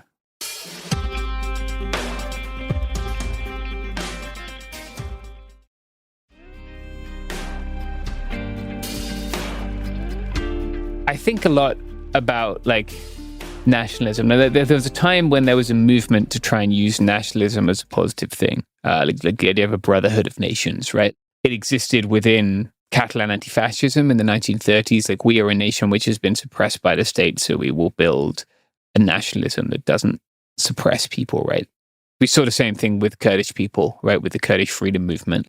Their understanding, I would say, was more advanced than the Catalans, and that like their analysis was that we are a nation that has been suppressed by multiple states, and therefore we will build society without the state in order to like create a world where there is no boot, so you can't tread on people, right? I still believe that that is possible, but like in the last 6 months, you know, I've seen people back away from that within Kurdistan, right, and start talking again about the Brotherhood of Peoples was a mistake. They feel betrayed. I don't think those people like consider themselves to be superior, but they feel that their project didn't work. That really makes me sad. Ultimately, the Brotherhood of Nations like didn't succeed in Syria, right? And we've seen it effectively. Like, Syria is still called the Syrian Arab Republic after hundreds of thousands of people gave their lives for it to be a place where everyone could be free.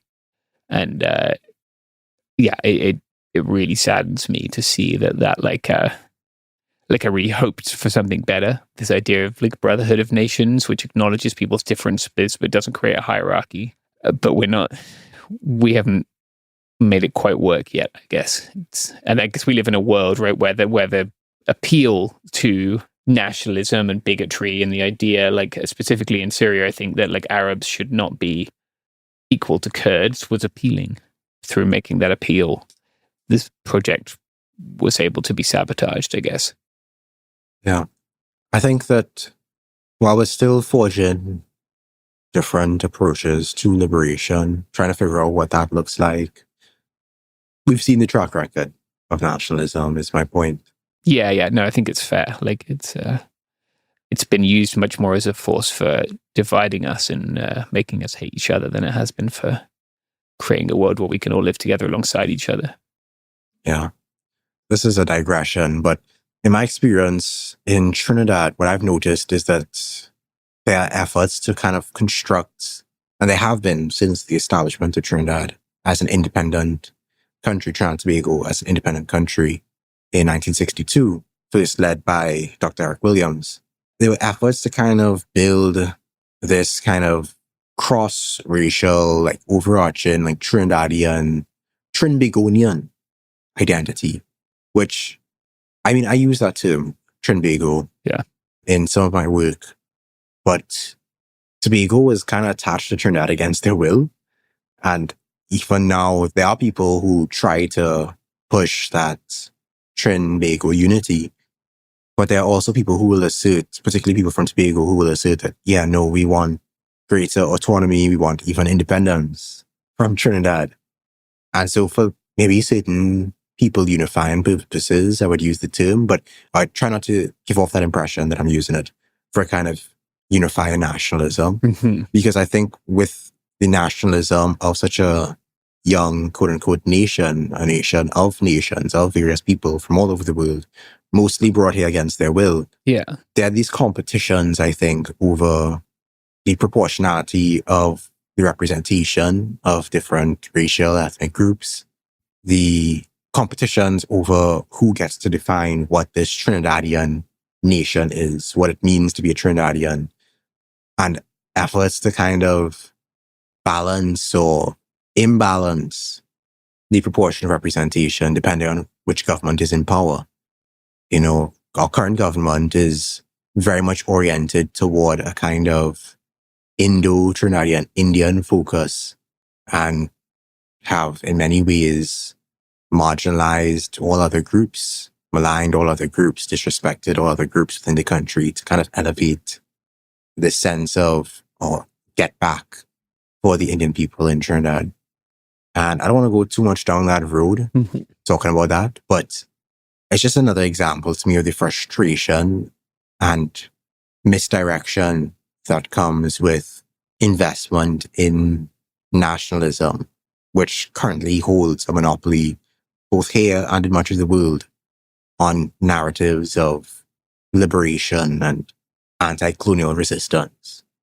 It's almost treated as if anti-colonial resistance is synonymous with nationalism. Yeah. As though the two cannot be distinguished. It should be a relic of the 20th century, right? Like, it was heavily tied to like state socialism, right? The idea of the way that we fight the wrongs of colonialism is through creating post-colonial nation states and ignoring the fact that many of those states, many of the boundaries they find themselves within include a diverse range of identities, like you said, of many people, including those brought against their will to those places, and that many of those identities don't line up with the national identities, and it almost always results in a change of the oppressor rather than the absence of oppression. Yeah, I mean, you could literally just look at the entire history of independent Nigeria. Yes. For one very clear example of that. Yeah. But getting back to the comparisons, right? I don't see an explicitly titled ideology behind the founding of Liberia beyond settler colonialism, I suppose. Yeah. But the implicit ideology was the supremacy of the elite Americo-Liberian way of life and the right to that territory and the labor and the resources of its people, while the elite would themselves be subordinate to the global capitalist order, dictated particularly by America and Europe. So the supremacy of the Americo-Liberian elite did not place them in a position of supremacy in the global stage. They were still in a subordinate position in some ways. Turning now to Israel, the political Zionist movement emerged in the late 19th century Europe amid pogroms and the failure to achieve equality for Jews in many countries.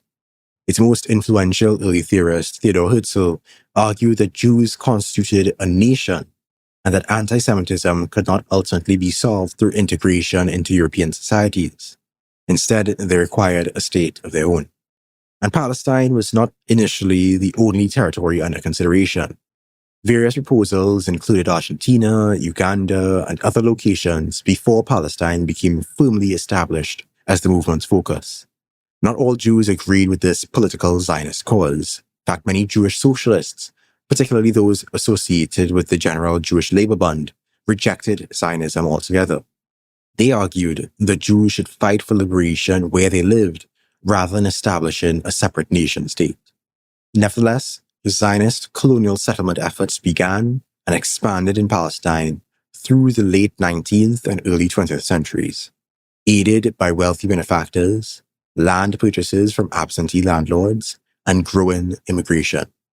The movement received a major boost in 1917 when the British government issued the Balfour Declaration, expressing support for the establishment of a Jewish national home in Palestine, despite the fact that Palestine's Arab population constituted the overwhelming majority of the inhabitants at the time. As settlement expanded, Zionist narratives increasingly emphasized the idea of return.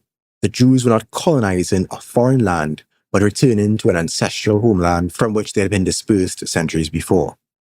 And the State of Israel was officially established in 1948, accompanied by the Nakba, or catastrophe, when more than 700,000 Palestinians were displaced or expelled from their homes across Palestine. Like Liberia before it, Israel emerged as a state founded by a population claiming a historic connection to the territory. And like Liberia, its legitimacy would be built upon narratives of return, civilization, and nationhood, while the indigenous inhabitants found themselves excluded from the political order being constructed on top of their home.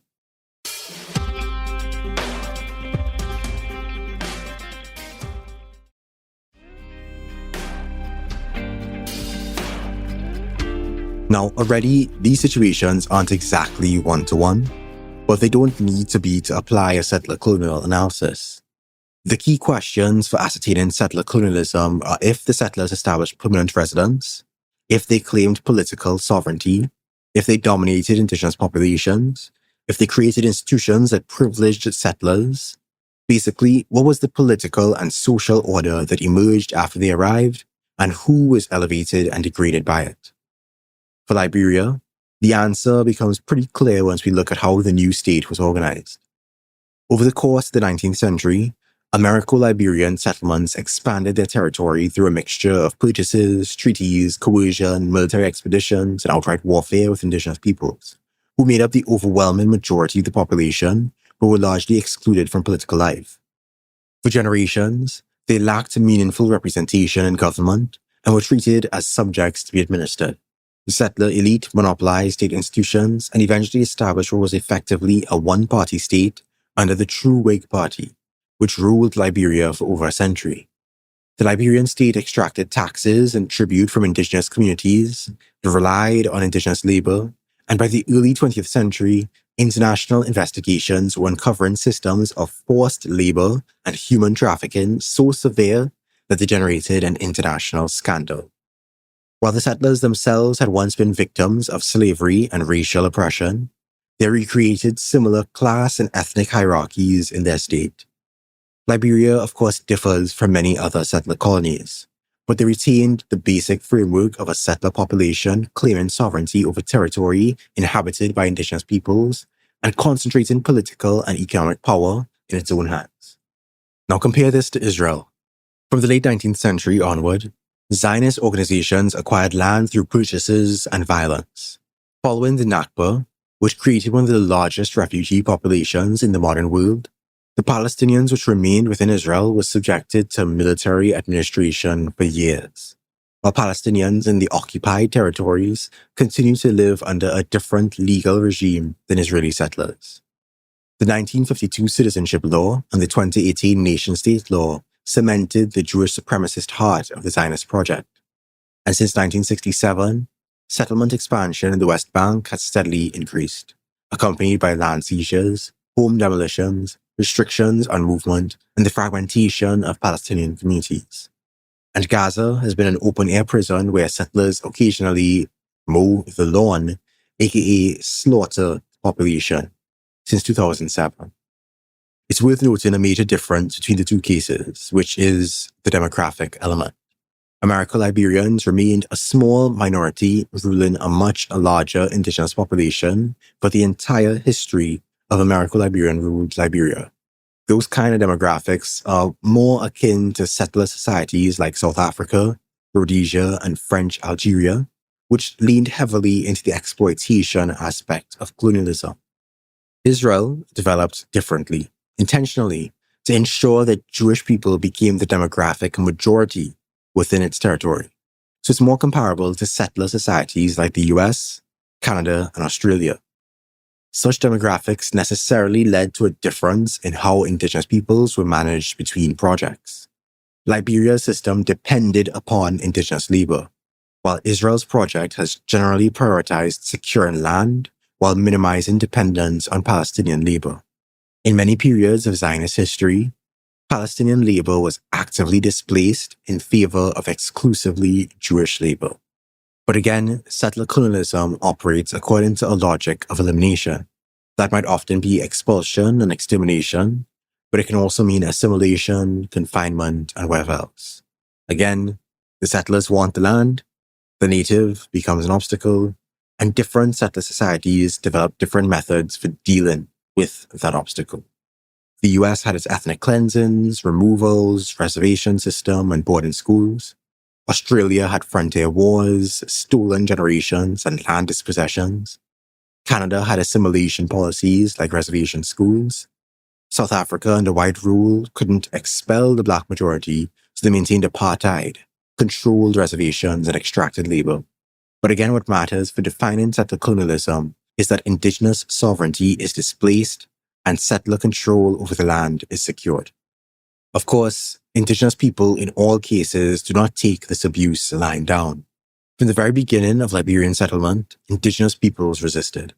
The Kru, Grebo, Vai, and numerous other ethnic groups fought against territorial expansion, taxation, forced labor, and attempts by the Liberian state to extend its authority into the interior.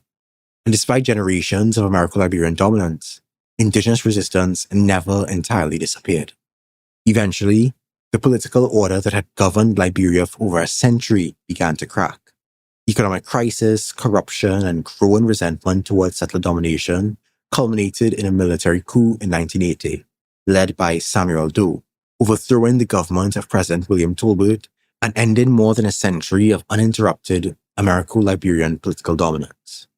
Now, that coup clearly did not create a free or egalitarian society. Liberia would soon face dictatorship, civil war, and immense suffering. But it did mark the collapse of the old settler elite's monopoly on state power, and efforts at recovery in the country are ongoing. Palestinian resistance, on the other hand, faced a very different trajectory. From the beginning of Zionist settlement, Palestinians resisted displacement and land loss through protests, strikes, political organizing, and armed revolt. The Great Arab Revolt of 1936 to 1939 saw Palestinians launch a massive strike and uprising against both British colonial rule and Zionist settlement. Decades later came the First and Second Intifadas, mass movements that combined protest, civil disobedience, community organizing, and armed resistance. Palestinians have built a number of institutions alongside international solidarity movements in an effort to sustain their efforts under occupation, siege, exile, and apartheid. Even today, amid the destruction and genocide of Gaza, Palestinian resistance continues. Liberia and Israel are both settler colonial projects, but they are different enough in scale and goals and methods and historical development that obviously treating them as equivalent would be misleading. The point of the comparison is to identify what these societies have in common. Since the coup in Liberia, the old Americo-Liberian elite has lost its monopoly on power. But in Israel, the settler colonial project is alive and well, with ever-expanding settlements, occupation, displacement, and brutality. Whether settler dominance in Israel remains or falls is yet to be seen. In Liberia, the end of settler rule did not automatically bring justice, equality, or freedom. The liberation through state power has not brought their relief, especially in the context of a global capitalist order. The replacement of one ruling class for another has not ended the struggle, but maybe put a semicolon on that struggle.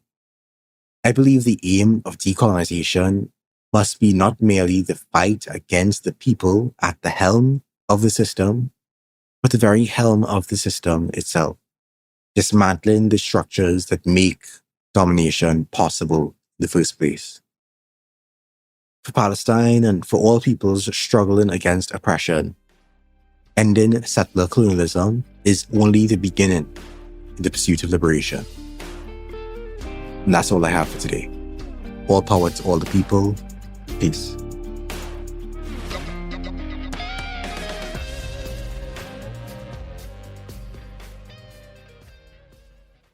With my mom and dad living in Orange County, when we bring my 5 and 7-year-old to visit, we are sometimes in for a 2-hour drive that could feel like 10. Oh, as an avid camper, I know all about this. We'll pack up the RV and know this is either going to be the trip of a lifetime or a complete disaster. Which is why we load up the iPads with Lingo Kids before we even pull out of the driveway. It's what dreams are made of. Lingo Kids keeps kids engaged and quiet with over 4,000 interactive games, songs, and shows that kids simply cannot get enough of. You can pack whatever you think you'll need, but Lingo Kids is the only entertainment you'll need for a stress-free car ride. Or really, any ride. Plane, train, hovercraft, whatever.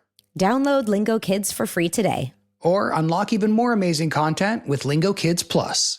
Choose the yearly plan and save up to 60%. Search Lingo Kids in the App Store or Google Play.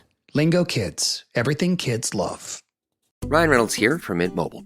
I don't know if you knew this, but anyone can get the same premium wireless for $15 a month plan that I've been enjoying. It's not just for celebrities. So do like I did and have one of your assistant's assistants switch you to Mint Mobile today.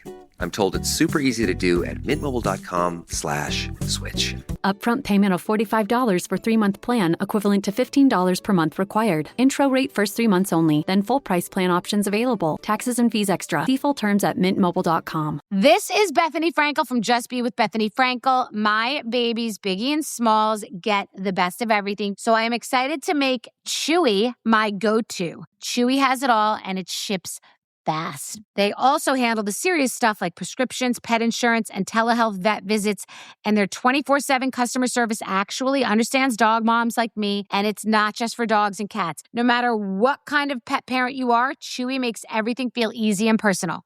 For life with pets, the answer is Chewy. Save $20 on your first order with free shipping at chewpanions.chewy.com/justbe.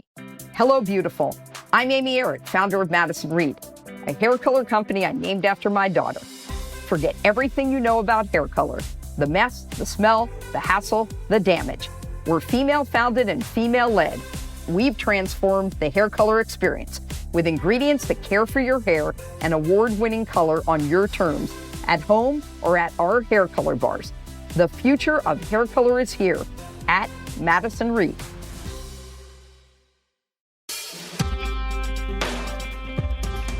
Hello, everyone, and welcome to the show. It's me, James, today, and I'm very fortunate to be joined by 3 other people to discuss this indictment in Minnesota. I'm going to ask them all to introduce themselves. So if we start off with you, Mo, that would be wonderful.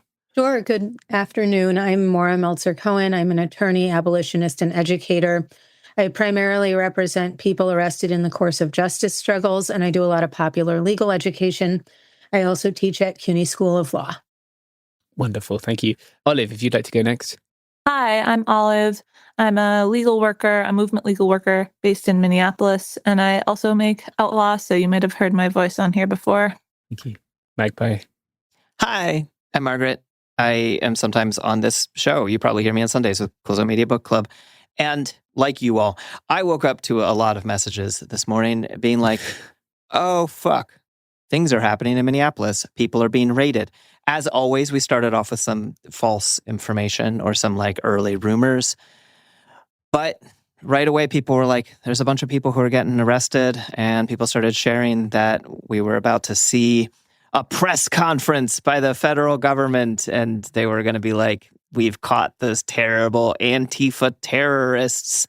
And I thought, that's the kind of thing I like paying attention to. So I woke up, well, I'd been awake for a minute, and then I watched a press conference, and then I read a very long indictment. And I think I'm not the one who's supposed to do the very short version of it all, but that's how that's my narrative version of what happened. Yeah, I think that's a good narrative. We are going to get on to talking about the indictment, about what it does and doesn't do, and what it means and doesn't mean. But Mo, I know you wanted to begin with some really important context about it, the physical locations where the alleged actions took place. Yeah, I wanted to ground this whole discussion in the historical reality of the United States federal government's violent colonial history in this specific place. So one of the places that is mentioned a number of times in the indictment is Fort Snelling. And Fort Snelling is a U.S. military installation that was built on a sacred site at the confluence of the Minnesota and Mississippi rivers. I think it's really critical that we understand that not only is the United States federal government continuing to perpetuate its violent occupation in the same places that it has historically done so, in ways that are intended to either include or exclude certain groups of people, depending on what's expedient for the federal government, but that they're doing it in the exact same place as, I think, the largest mass execution in U.S. history, which was a mass execution of Dakota people that, after it was carried out, was determined to have been totally unlawful and to have involved totally insufficient legal process on the part of the United States government, and to have involved actions that far exceeded the lawful, legitimate authority of the U.S. government. And of course, that's exactly what we're seeing here again, is the United States federal government taking actions that far exceed its lawful authority and punishing people who resist those excesses. Yeah, I think that's really important. One thing I just want to add, I'm not sure if you said this clearly, but Fort Snelling is also the area where Whipple is located. So You're going to probably hear us talk about the Whipple building, and that is the ICE headquarters for the Midwest. It's where people detained by ICE in all of Minnesota are processed through, and protesters arrested by ICE as well. Yeah. Thank you, Olive. I don't think I did make that clear. Yeah, it's very important context. If people are looking for a little bit more context on Whipple building, Olive made a wonderful podcast for us that they can listen to about that. And Margaret and I did some reporting when we were in the Twin Cities as well. We will link to all of those in the show notes. Subsequently to this, like Margaret, right, I began to receive messages that we would be seeing people have been detained. We'd be seeing a presser and an indictment. So I watched the presser, and then they actually released the indictment like 15 minutes before the presser, I believe. Yeah, and they were like mad at people for having not already read a 94-page indictment. Yeah, they kept saying read it. Well, this is a thing, right? They can that allows them when they're answering questions to say, well, read the indictment. Yeah. But then for people not to ask questions about things that are covered or not covered in the indictment. Yeah, it was a shit show. They told people to read the indictment. The indictment did not say what they claimed it said. Yeah, it was a press conference. So it was exactly squarely what I would expect from a press conference. In that, people asked questions which were good, and they got answers which were useless. Yeah. I was impressed with how quick the press was to point out, to identify, even without having read the indictment, to identify the gaping holes in the government's claims. Yeah, and there's been a lot of really excellent local reporting in the Twin Cities for a long time, actually. It's one of the places where local journalism has not been gutted just yet. which is a good thing. The indictment that I have in front of me here indicts, I believe, 15 individuals. From what we know, one of those people was already detained. Another 12 have been detained, and I believe 2 are yet to be detained.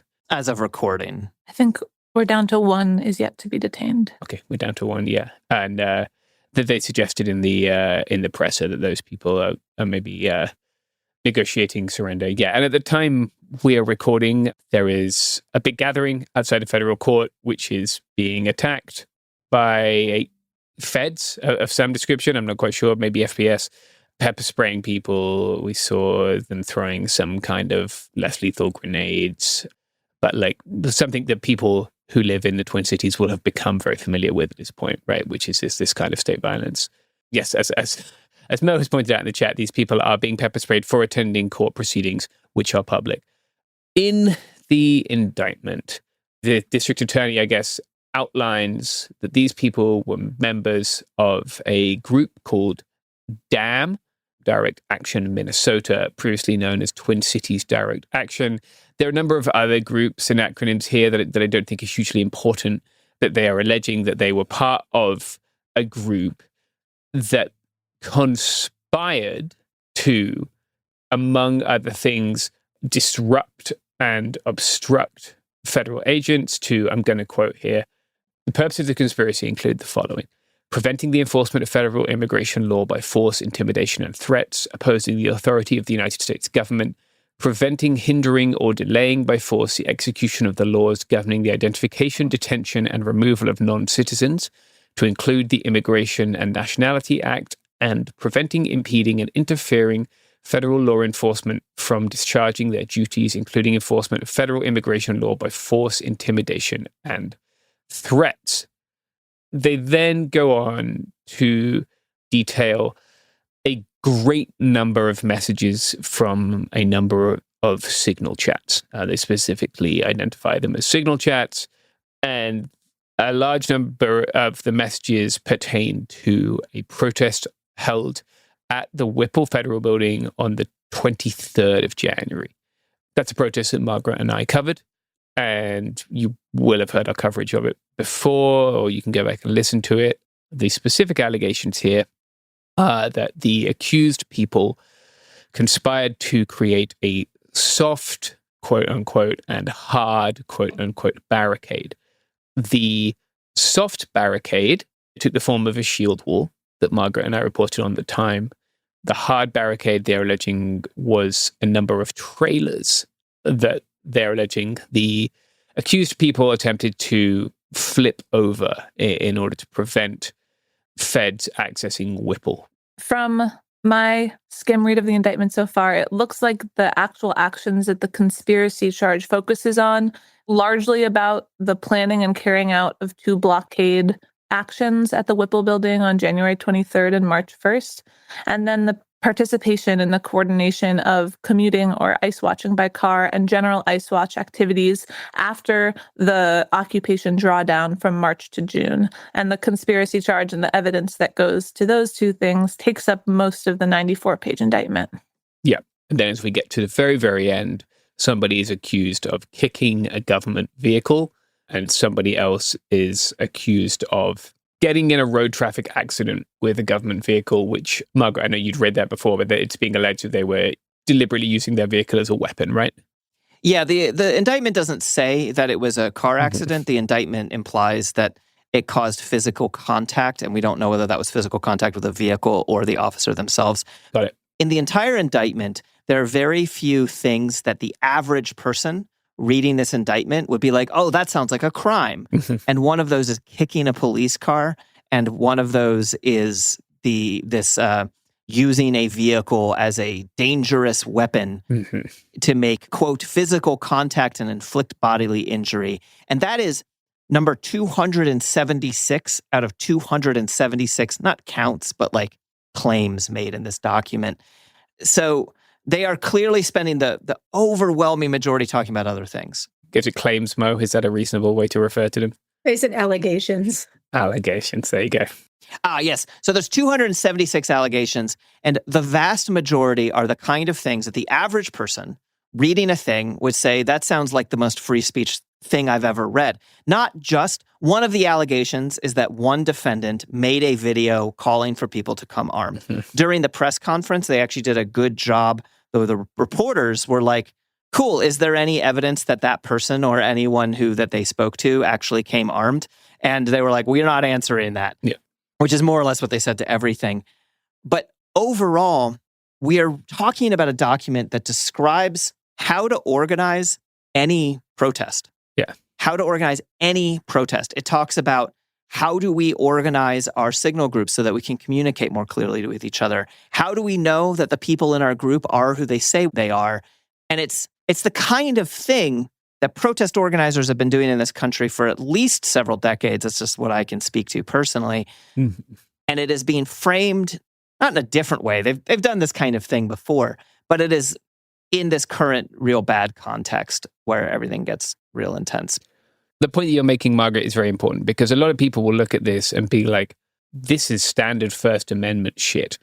And I don't want people to think that standard First Amendment shit is illegal now. Because that is what these prosecutions do. They have a chilling effect on protected First Amendment activity.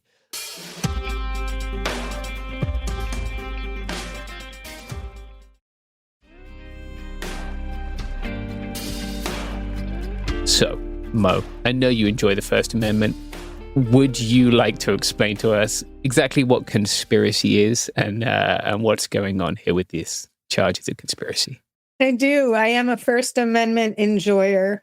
So if you look through this indictment, almost all of the allegations that are made about the, quote, overt acts, the actions that were taken in support of the conspiracy are, as you said, really First Amendment protected conduct. So in order to understand how First Amendment protected conduct can be evidence of criminality, we have to look at what is a conspiracy. And a conspiracy is a fascinating legal animal because what it is a claim that a group of people made an agreement to do something illegal and then took steps, overt acts, engaged in these, quote, overt acts in the service of carrying out their illegal agreement or their agreement to do something unlawful, right? So all of these things, there's so many things in here that are clearly constitutionally protected. They're very preoccupied with people being members of different groups, identifying themselves as anarchists, wearing T-shirts or sweatshirts that are, at one point, I think they say they're Antifa branded. I didn't know we had a brand. Yeah. Oh, yeah, I could send you some merch. Sorry. I don't know if I should make that joke. That's a joke.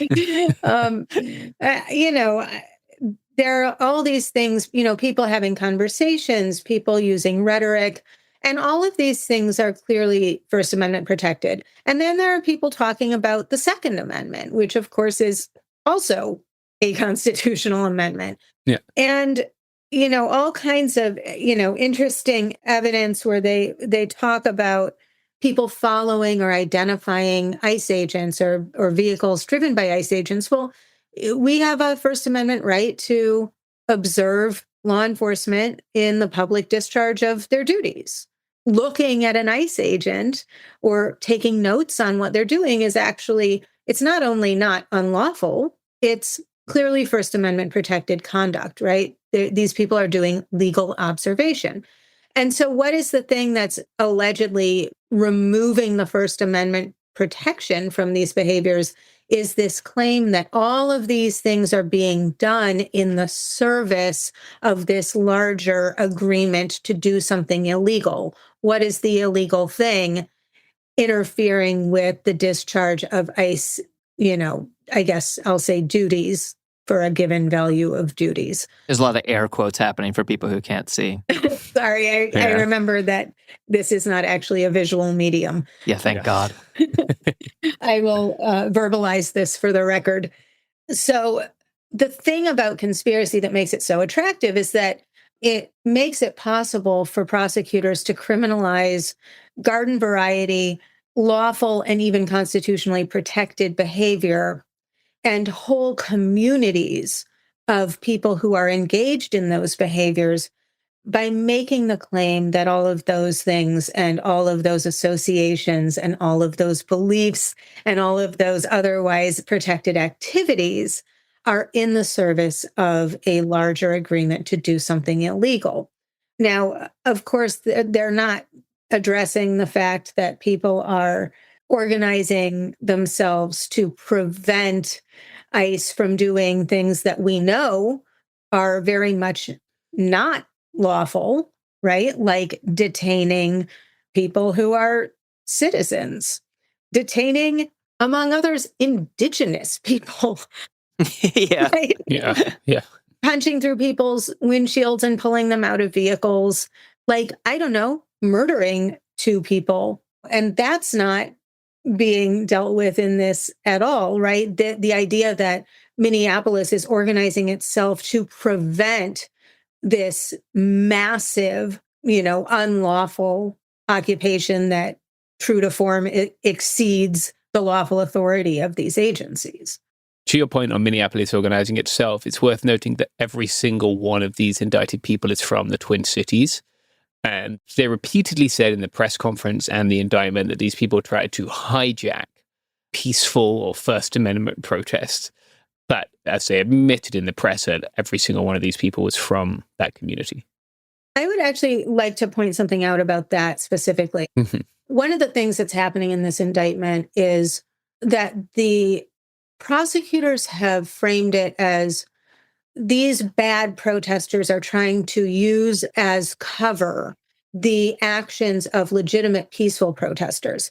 So what they're doing is they're setting up this idea that there are good protesters and bad protesters, which, first of all, is a way to divide and conquer social movements. But the other thing that they're doing, and I really want people to be alert to this, is that they are making it possible by associating the two. They're making it possible to later come back and go after even those people that they are currently defining as good protesters. So there's a point in this indictment where they make a claim that an organization, I think it might have been the 50501 organization. We need to check that, but they are mentioned in the indictment. They are mentioned as a DSA. Yeah, and the DSA is, and a union is. There's a point at which an organization asks Twin Cities DA for assistance with a rally. And even though in this situation, I believe the prosecutors are setting it up like, oh, well, this legitimate group is working with the bad guy group. What they've done is created a discourse that will allow them, if they want to, that will allow the government to come back and say, look at this group purporting to be a union and doing legitimate peaceful protests, but they're actually enlisting the assistance of, the direct action group.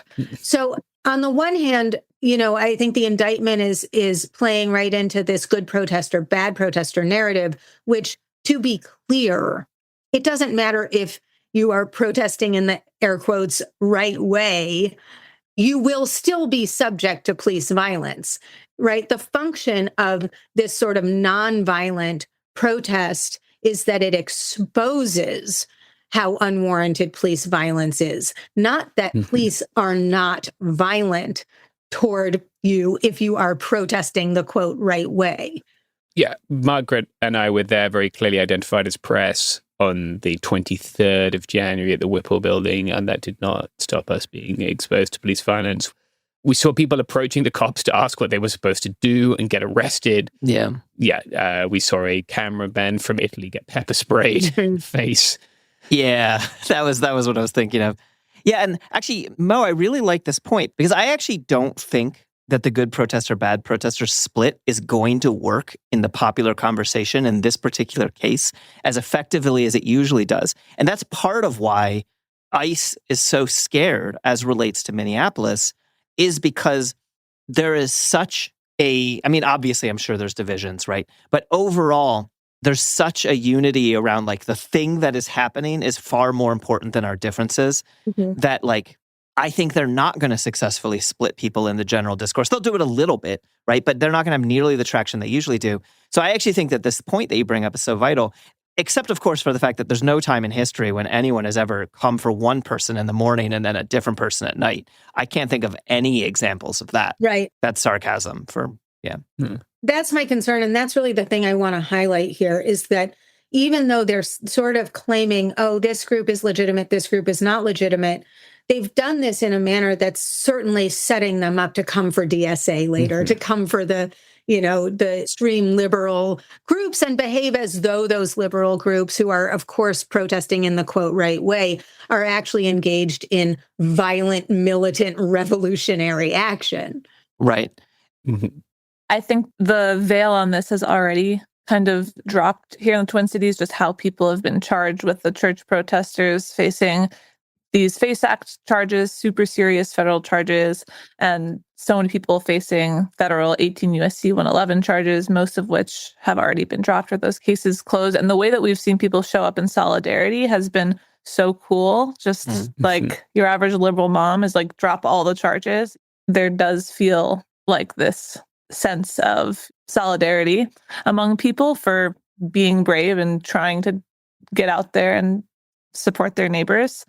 That feels unique and makes it feel like it would be pretty hard for them to be really successful in pushing this narrative here. I don't think you get to do like anarchists brought the violence to this otherwise peaceful protest when you murdered a mother in the street and then you murdered someone else a few days later. And I think this is part of the thing that I'm finding interesting about this indictment is, on the one hand, they're making these factual allegations where they're saying things like paragraph 70 says that ICE was totally boxed in for half an hour and inconvenienced all morning. Right? And it's like, okay, but then on the following page, it's very clear they're talking about, how violent ICE is being. And it's very clear that the stakes are actually life or death. And that all of the people who are in the streets inconveniencing ICE are doing so in defense of others. And when I say defense of others, I mean in a legal sense, right? A self-defense or defense of others.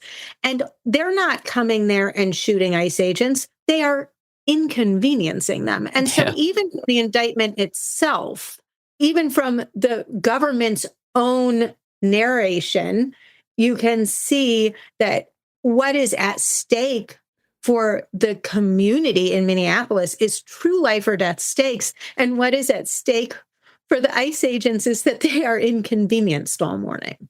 Yeah.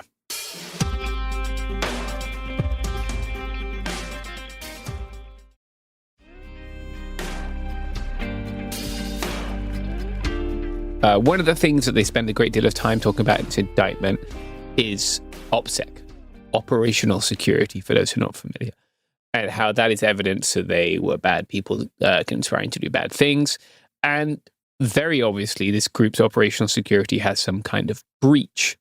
And we should talk about the time and place to discuss that breach. So if anyone would like to take a swing at either of those things, that'd be lovely. I mean, I would say that obviously if you're reading someone's signal messages in an indictment, clearly the security did not fully succeed. Yeah. But I would just say that actually a lot of the indictment seems to be people being frustrated at the success of the operational security. Yeah. A lot of the indictment is like, and then they kept vetting, and therefore the implication is like, and therefore we didn't get to the next stage with our attempts. Yeah. I do think it's important to understand that operational security is not evidence of guilt, and playing who's the cop in the group chat is a game that everybody loses. And also, not everything needs to be said on the internet. I'm going to say it again. If you missed it the first time I said it, not everything needs to be said on the internet. But what if I want to just explain to everyone that I'm really cool and radical? Isn't the best way to do it to just say that on the internet? if you have an Instagram account. Hey, remember that Tracy Chapman song where she says, talking about a revolution sounds like a whisper? Yeah, but also had a really fast car. Yeah, great. Sorry, I just really like Tracy Chapman. That's a good point. And standing in the welfare line might be a better place to do it than online. Maybe. And we also are just seeing that the bulk of the evidence is extensive records of some supposedly vetted signal chat messages and highly detailed reports from supposedly vetted in-person meetings, both gathered over the course of nearly half a year since January. And there's a lot of ways they could have gotten this information. Some of these events were public events. There's transcripts of a tour that some people did, a speaking tour about resistance in Minneapolis. Those were open events to the public. Of course, there's going to be feds there. Yeah. But as wiser people than me have always said, your signal messages, if you can see them on your phone and someone else gets your phone, they can also see them on your phone. So a lot of people were arrested here and had their phones seized as evidence. There's lots of ways that these messages could have been obtained. And what Mo is saying, I just think it's worth elaborating on, that it won't help anyone. What did you say about cop looking for the cop in the chat will never... Don't play who's the cop in the group chat. Yeah. Yeah, everybody loses is a good way to describe that. Yeah. And just to make it explicit, I think it's because you could read this and be like, oh my God, somebody snitched, or there's an infiltrator. And I just think that's not clear. Yeah, we don't know. Yeah. We just don't know. And I think the other thing that I would like to say is I'm looking at a lot of these text messages and they're not particularly evidence of unlawful conduct. No, they're really not. Right? And so I don't think the solution to that is to never talk to your friends or to never organize. I do think that it's important to remember that basically anything you say can and will be used against you. When I say to my clients, look, even when you're saying you're protesting your innocence, when you're telling people publicly, I didn't do anything, that can be used against you. You don't know what police and prosecutors are going to understand as evidence or what they're going to understand it as evidence of. That doesn't mean we don't talk to each other. It doesn't mean we self-censor. It means we have the courage of our convictions. Yeah. And it means that we're thoughtful and circumspect about what we say. Yeah, I think that's just like the most important point to all of this. We have the courage of our convictions, and that doesn't mean we should be fools. Right. Like the indictment is much more concerned with that they built shields than it is about their conspiracy to kick police cars or whatever it is that they're accused of, their overt acts. Yeah. And a lot of it is around the ideology of these people. And interestingly, it mentions anarchism or anarchists substantially more than it mentions Antifa, with emphasis on the wrong syllable, of course. And that's actually not new. That's actually really old in American history. But it's interesting to me that one of the cases that it looks like they're trying to build with these allegations is that all of these people identify as anarchists, and that they're obviously not being accused of being an anarchist because that's not a crime. But that it certainly seems like they're attempting to say, like, this person identifies as an anarchist, therefore they are more likely to have committed these other crimes or whatever. And I just think that's worth pointing out, that is a thing that the state is heavily focused on. But for me, as an anarchist, this is about the kind of thing where you're like, well, the courage of my convictions. It's not a crime to believe that we should organize society in a bottom-up horizontal structure. And to add to that, the reason they're doing that is that they're relying on a popular misunderstanding of anarchism to mean a predilection for chaos and violence. Right. Totally. And the more that we can explain that anarchists mostly just want to make tea for you and be nice to you, then the further we can go to dispelling that. Like I like to define anarchism as building ways to take care of people that don't reinforce ways to control people. Which includes guarding kindergartens, right? Yeah. There are many ways that we can do that, but the fewer people who have that misunderstanding, the harder it becomes to make that argument. Yeah. I think the point in this indictment that perfectly illustrates the fundamental misapprehension that the government has about what an anarchist is and what we're up to is the phrase, the aggressive use of shields. Yeah, that was what I was going to clip out as well. Yeah. Because, as you say, We're not food and bombs. Yeah. Right? It's food, not bombs. We're feeding each other. We're protecting kindergartens. We're providing security for meetings. We're mostly, frankly, feeding each other. Yeah.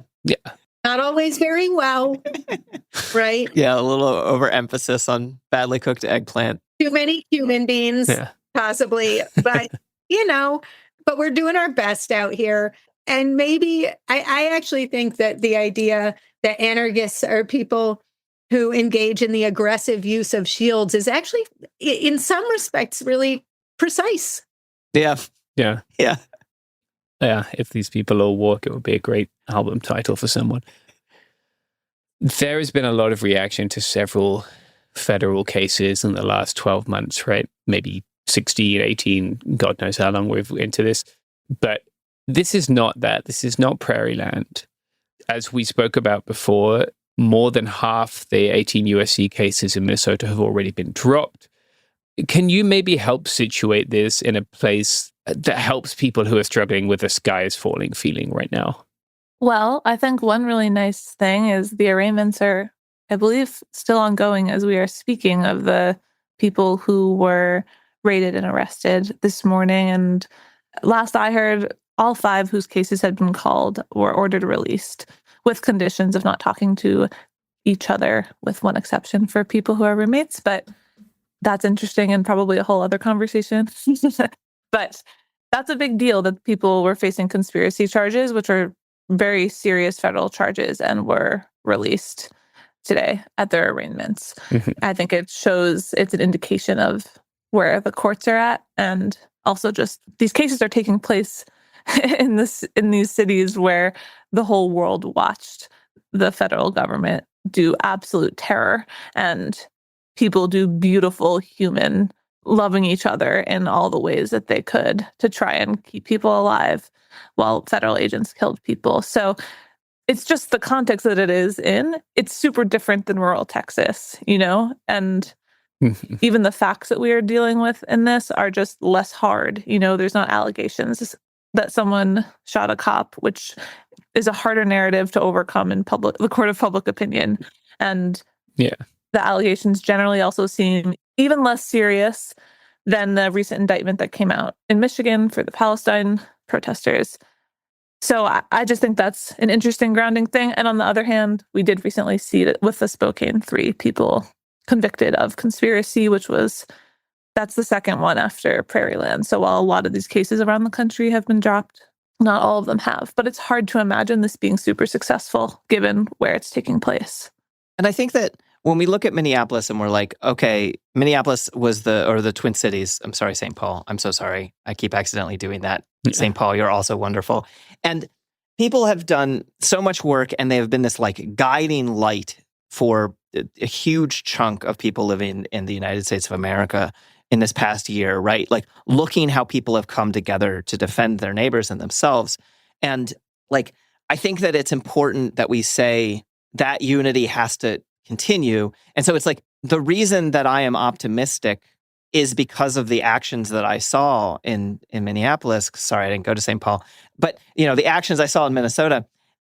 But that has to continue, during court support, during, so it's not just we've got this, right? But instead, by continuing to say, we are looking, this does matter to us, this matters to everybody. Yeah. I'm hoping that kind of continues to influence things. And I think we saw that today, the arraignments, the courtroom was packed, it was overflowing. So people were outside chanting, and that's when tear gas was deployed. And there was unprecedented, it just was unprecedented here at the federal courthouse to see that kind of force used. But there's tons of people outside. This happened this morning, and the community is not having it. So even though they're car-kicking anarchists. Cars are living in fear.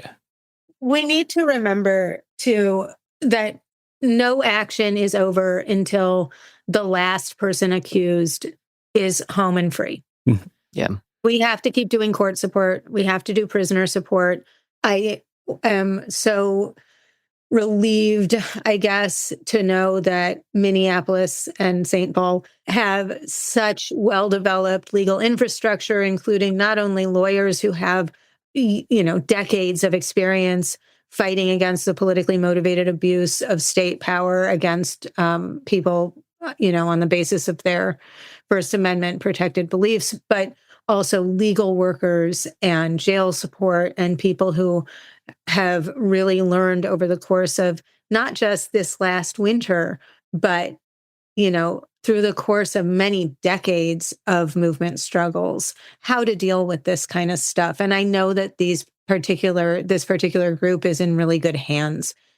It's not that this isn't a terrible situation, and it's not that it isn't going to be potentially devastating for the individuals who've been indicted, but the kind of solidarity that we have seen and that we saw this morning at the courthouse is really heartening to me. Yeah. I guess I'll just say, I had the misfortune of having to listen to Gregory Bovino's interviews at the Remigration Conference in Portugal as part of my job. And one of the things he said was that they surrendered to Minneapolis and St. Paul, right? And they felt like they were defeated there. And I don't think it's a coincidence that this is happening right after they got their funding bill passed, right? But very clearly, the people of the Twin Cities stood up to ICE and CBP and won. And ICE and CBP know that. They are very upset about it, but that means you can do it again. And this takes a different form when it comes in the form of court support, right? It's a different kind of struggle, but the way we confront it is the same, which is to say together. We saw people holding each other so close in the Twin Cities, and it was really beautiful amidst horrible, horrible shit. And I think that people can continue to do that and continue to be this light that the rest of the country looks up to. As a wise mentor, Mo has said many times before, the punishment is the process for anyone going through this. I hope you don't feel that however hard this is being undermined. It's incredibly difficult to go through this process, but staying grounded in the reality of where you are, the cases that have been dropped, and the fact that there's not yet a conviction to minimize fear is a way of taking back power from the state, which they get to wield over us by doing things like this to freak us out and make us really scared. And we don't know if this will hold up in court yet. So let's keep our feet on the ground and hold each other close and try not to let them get us down more than they have to. Yeah.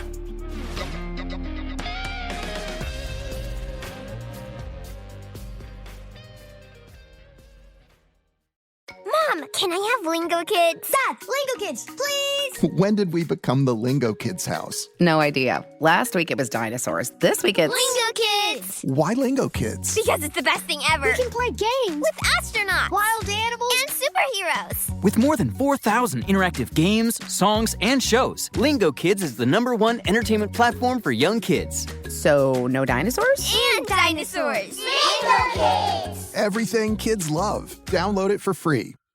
Ryan Reynolds here from Mint Mobile with a message for everyone paying big wireless way too much. Please, for the love of everything good in this world, stop. With Mint, you can get premium wireless for just $15 a month. Of course, if you enjoy overpaying, no judgments, but that's weird. Okay, one judgment. Anyway, give it a try at mintmobile.com/switch. Upfront payment of $45 for 3-month plan, equivalent to $15 per month required. Intro rate first 3 months only, then full price plan options available. Taxes and fees extra. See full terms at mintmobile.com. This is Bethany Frankel from Just Be with Bethany Frankel. Biggie and Smalls are my little soulmates, and I love them in that ridiculous way only pet people understand. That is why I am so excited to try Chewy. They have over 100,000 products, all the food, treats, toys, supplements my boys could ever need. Everything ships fast, which is huge. Chewy also handles the serious stuff, prescriptions, pet insurance, telehealth, vet visits, and they're even opening vet clinics across the country. Brilliant. And their 24/7 customer service feels like talking to people who truly get it, the kind of people who understand why you would buy insane dog costumes and not get judged for it. Plus, the 1-year satisfaction guarantee means if my boys turn their noses up at something, I can return it with no stress. So excited for how Chewy helps me take care of Biggie and Smalls so I can focus on loving them the way I do. For life with pets, the answer is Chewy. Save $20 on your first order with free shipping at chewpanions.chewy.com/justbe. Hi, this is Tori Spelling from misspelling. Forget everything you know about hair color, the mess, the smell, the damage. Madison Reed is female-founded, female-led, and has completely transformed the hair color experience. Their award-winning formulas are crafted in Italy with ingredients that care for your hair, delivering rich, multi-dimensional results. And you choose how you color. Get salon gorgeous results at home or let a pro do it for you at a Madison Reed Hair Color Bar. The future of hair color is here at Madison Reed. Try it today and get 20% off of your next order or service.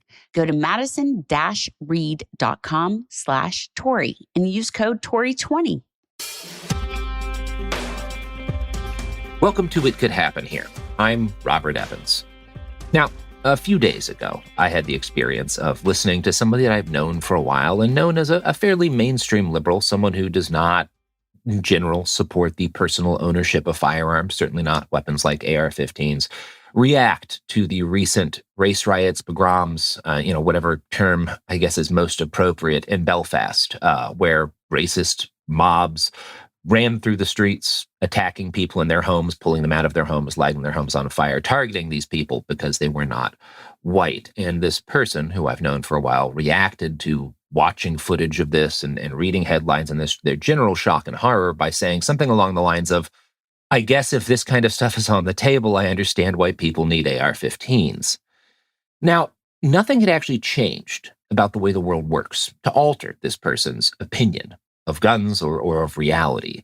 They were simply forced to confront an aspect of reality that had previously been obscured to them, because in earlier days, they had assumed that in any civilized nation, and they considered Northern Ireland to be part of a civilized nation, police would stop this kind of behavior.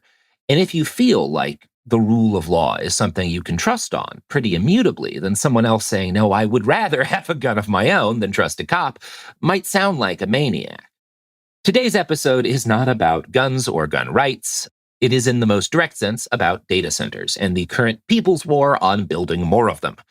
I see the current vast groundswell of support for this kind of activism and this fight in general as the most hopeful change in domestic politics in quite some time.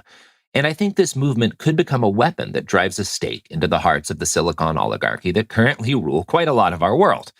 The problem is, any mass movement like this, especially one built on what is essentially also like the biggest name in the news right now, AI, is going to involve a lot of misinformation and even disinformation. People don't just hate data centers for good reasons, they hate them for bad ones too, or at least it would probably be more accurate for me to say a lot of people hate them for reasons that don't reflect something data centers actually do or make worse.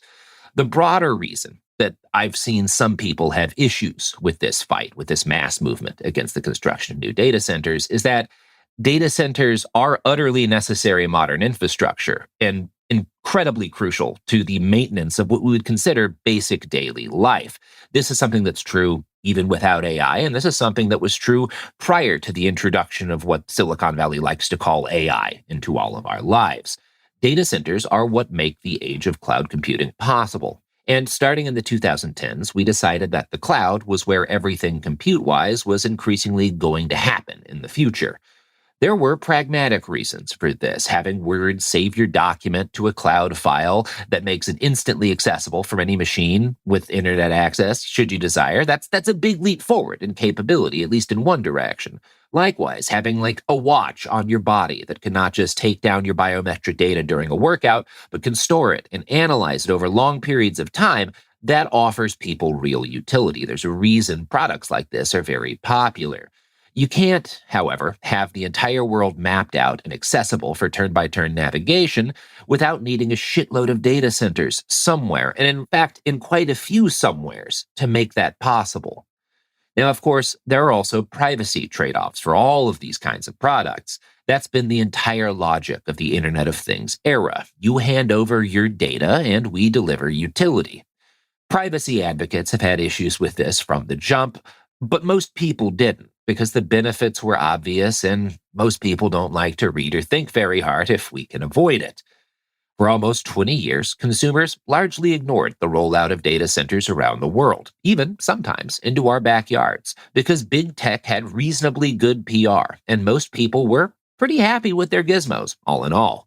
You get a hint of how uncontroversial this used to be in a 2022 article I found published on Microsoft's Source EMEA website, written by Bill Briggs. The title was, "Critical to Our Modern Society, How Data Centers Power Everyday Necessities." Now, there was a little bit about AI in there, but this is 2022, and the hype cycle hadn't nearly hit its peak at that point. The article spent much more time emphasizing how integral data centers are in things that people like. Quote, "Simply put, they are the physical infrastructure behind cloud computing, and across Europe, Microsoft data centers are operating around the clock to support a wide spectrum of critical services, from the life-saving work of doctors and first responders to essential services like groceries and online banking. At the same time, data centers also empower everyday necessities like food deliveries, remote work, and video calls to family." The article goes on to include a quote from Rahil Nasir, an associate research director at a market research firm, who called data centers the invisible infrastructure, which I find interesting because absolutely no one would call it that today, right? People only saw them as invisible back then because there hadn't been much public discussion about these things, and there weren't nearly as many of them, to be fair. In 2022, the Del Oro Group estimated global data center capex to have been about $241 billion. McKinsey is currently predicting global spending on data centers will reach $7 trillion by 2030. The number of data center projects in development or under contract exploded pretty much right after Microsoft put out the article I quoted from earlier, and this put millions of people face to face with the reality of data center construction projects. Many of them revolted. Q1 of 2026 saw a record 75 data center projects blocked or delayed nationwide, which made it, in NBC's words, the most blocked and delayed quarter for data center projects on record. Researchers at Data World Watch told journalists they did not consider this a cyclical spike, calling it instead a structural shift caused as, quote, "Communities internalized an opposition playbook, legislative sessions introduced formal regulatory uncertainty, and the number of active opposition groups more than doubled to 833 across 49 states." Now, the rapid and obviously organic nature of this growth has alarmed certain Democratic and Republican politicians, largely the ones who have taken money from the tech industry. Some of these folks have panicked and insisted that Chinese government propaganda is behind the growth and opposition to data centers. The New York Times published a piece by sociologist Tressie McMillan Cottom, who argued that Democrats need to make the issue of data centers their issue because she believes that these protests could have a significant impact on the midterms and in 2028. In her column, she states that she wasn't initially sold on the value of data center protests, but time-around activists convinced her that she'd been wrong, in part because this was not an issue that inherently drew urban or suburban or rural voters together, but all of them, like it, didn't inherently pull at Republican or Democratic voters. And thus, it was a way to bring people together and get them working together in common cause, which is a really beneficial thing to do if you're trying to pull people closer into like a broader political alignment with you. And I would add to that point, just based on my own research and what I've seen, I feel like the fight against data centers is something that has what I like to call a high likelihood of fundamentalism in it, or HLF. And an HLF issue is a kind of political fight that if you get drawn into it, you're really likely to become some kind of fundamentalist on the matter. And abortion would be a good example of this sort of issue, right? That's why back in the 1970s, the Republican Party adopted abortion as a central concern, because if you get someone to become an anti-abortion activist, they'll vote just based on that, right? And if one party is against abortion and one party's for it, they'll never consider the party that is even open-minded to it being legal in some limited sense, right? They become an absolutist on the matter. These are great issues to pull people into like a voting block with, because if you can get them to associate that issue with your party, you can kind of immunize that chunk of your voter base from economic concerns or other points of attack, at least in theory. Now, different issues tend to create fundamentalists for different reasons. People who are organizing against data centers aren't doing it usually because they think the idea of a data center is wrong. But many of them do believe that AI is evil and immoral, and AI is the reason that so many new data centers are going up. Many more people oppose new data centers for the specific reason they see them as a threat to their own personal environment and to their own power bills and to the cleanliness of their own water and air.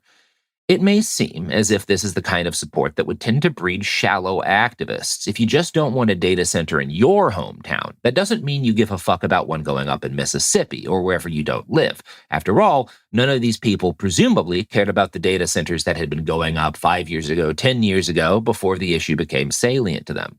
But as Tracy Cottam wrote, the realities of doing this kind of organism on the ground have a tendency to transcend the reasons individuals start getting into the fight. Quote, I have been watching this new groundswell of dissent firsthand in community meetings, organizing sessions, and civic trainings here in North Carolina. The resistance has lifelong joiners, alumni from environmental and housing movements, and young organizers. There are also a lot of people who have never dreamed of being disagreeable in public, much less considered joining a raucous social movement. The imminent risk of living next to a data center may be why they show up for a meeting, but they're committing to the issue for bigger, deeper reasons. Political corruption and corporate malfeasance make them feel politically impotent. Voicing their objections, sharing their anxieties with others, recalling politicians who override them, and in some cases, beating the opposition is giving them something few politicians are offering, a taste of political power. And we'll continue, but first, here's some ads.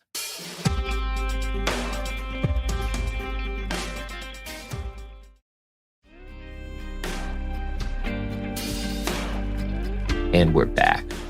I think it's really important to emphasize something that Cottam said at the end of that last quote, which is that part of why the anti-data center movement is potent and why it tends to draw people in much deeper than maybe the initial shallowness of why they got in would suggest is that it offers them a sense of political power and of agency in an age in which people are being trained more and more to feel as if they have no agency. You can't stop this. You can't fight this. Or alternatively, this guy will do the fighting for you, right?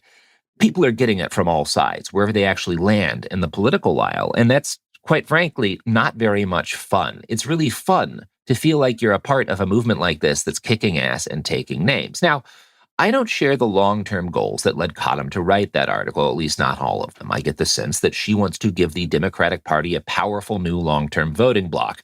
I don't care so much about that. Now, I do, of course, want to see the Republican Party beaten electorally, and more Democratic votes is the only current way to do that.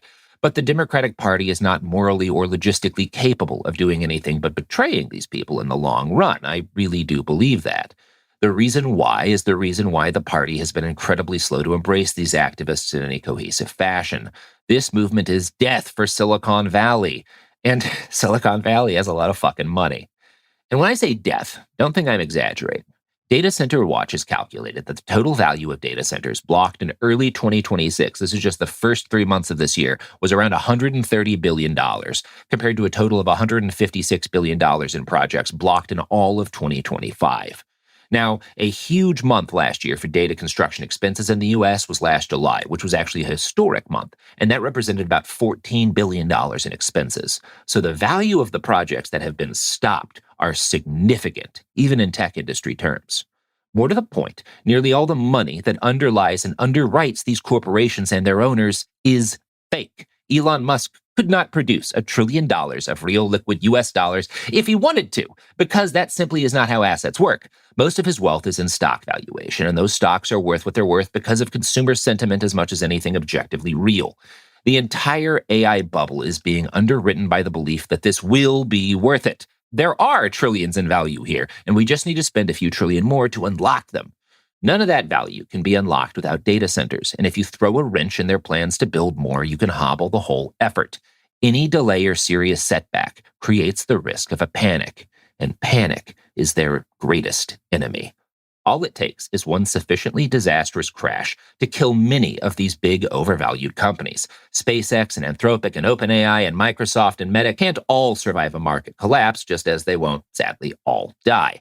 Nor can their billionaire bosses all remain masters of the universe. If they fall off their perch in a way that shatters the global economy, we won't even have to bring all of these guys to court. Some of them will get done in by their former friends overseas.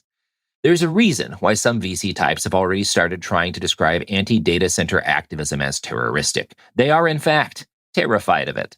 This segment from an Ars Technica article by Ashley Bellinger should give you an idea of what I'm discussing. Quote, The researchers suggested that the back half of 2025 marked a turning point as data center opposition emerged as a national-level narrative that showed the AI industry can no longer see the fights as individual zoning disputes. It is now reshaping elections, regulation, and site viability nationwide, Data Center Watch reported last year.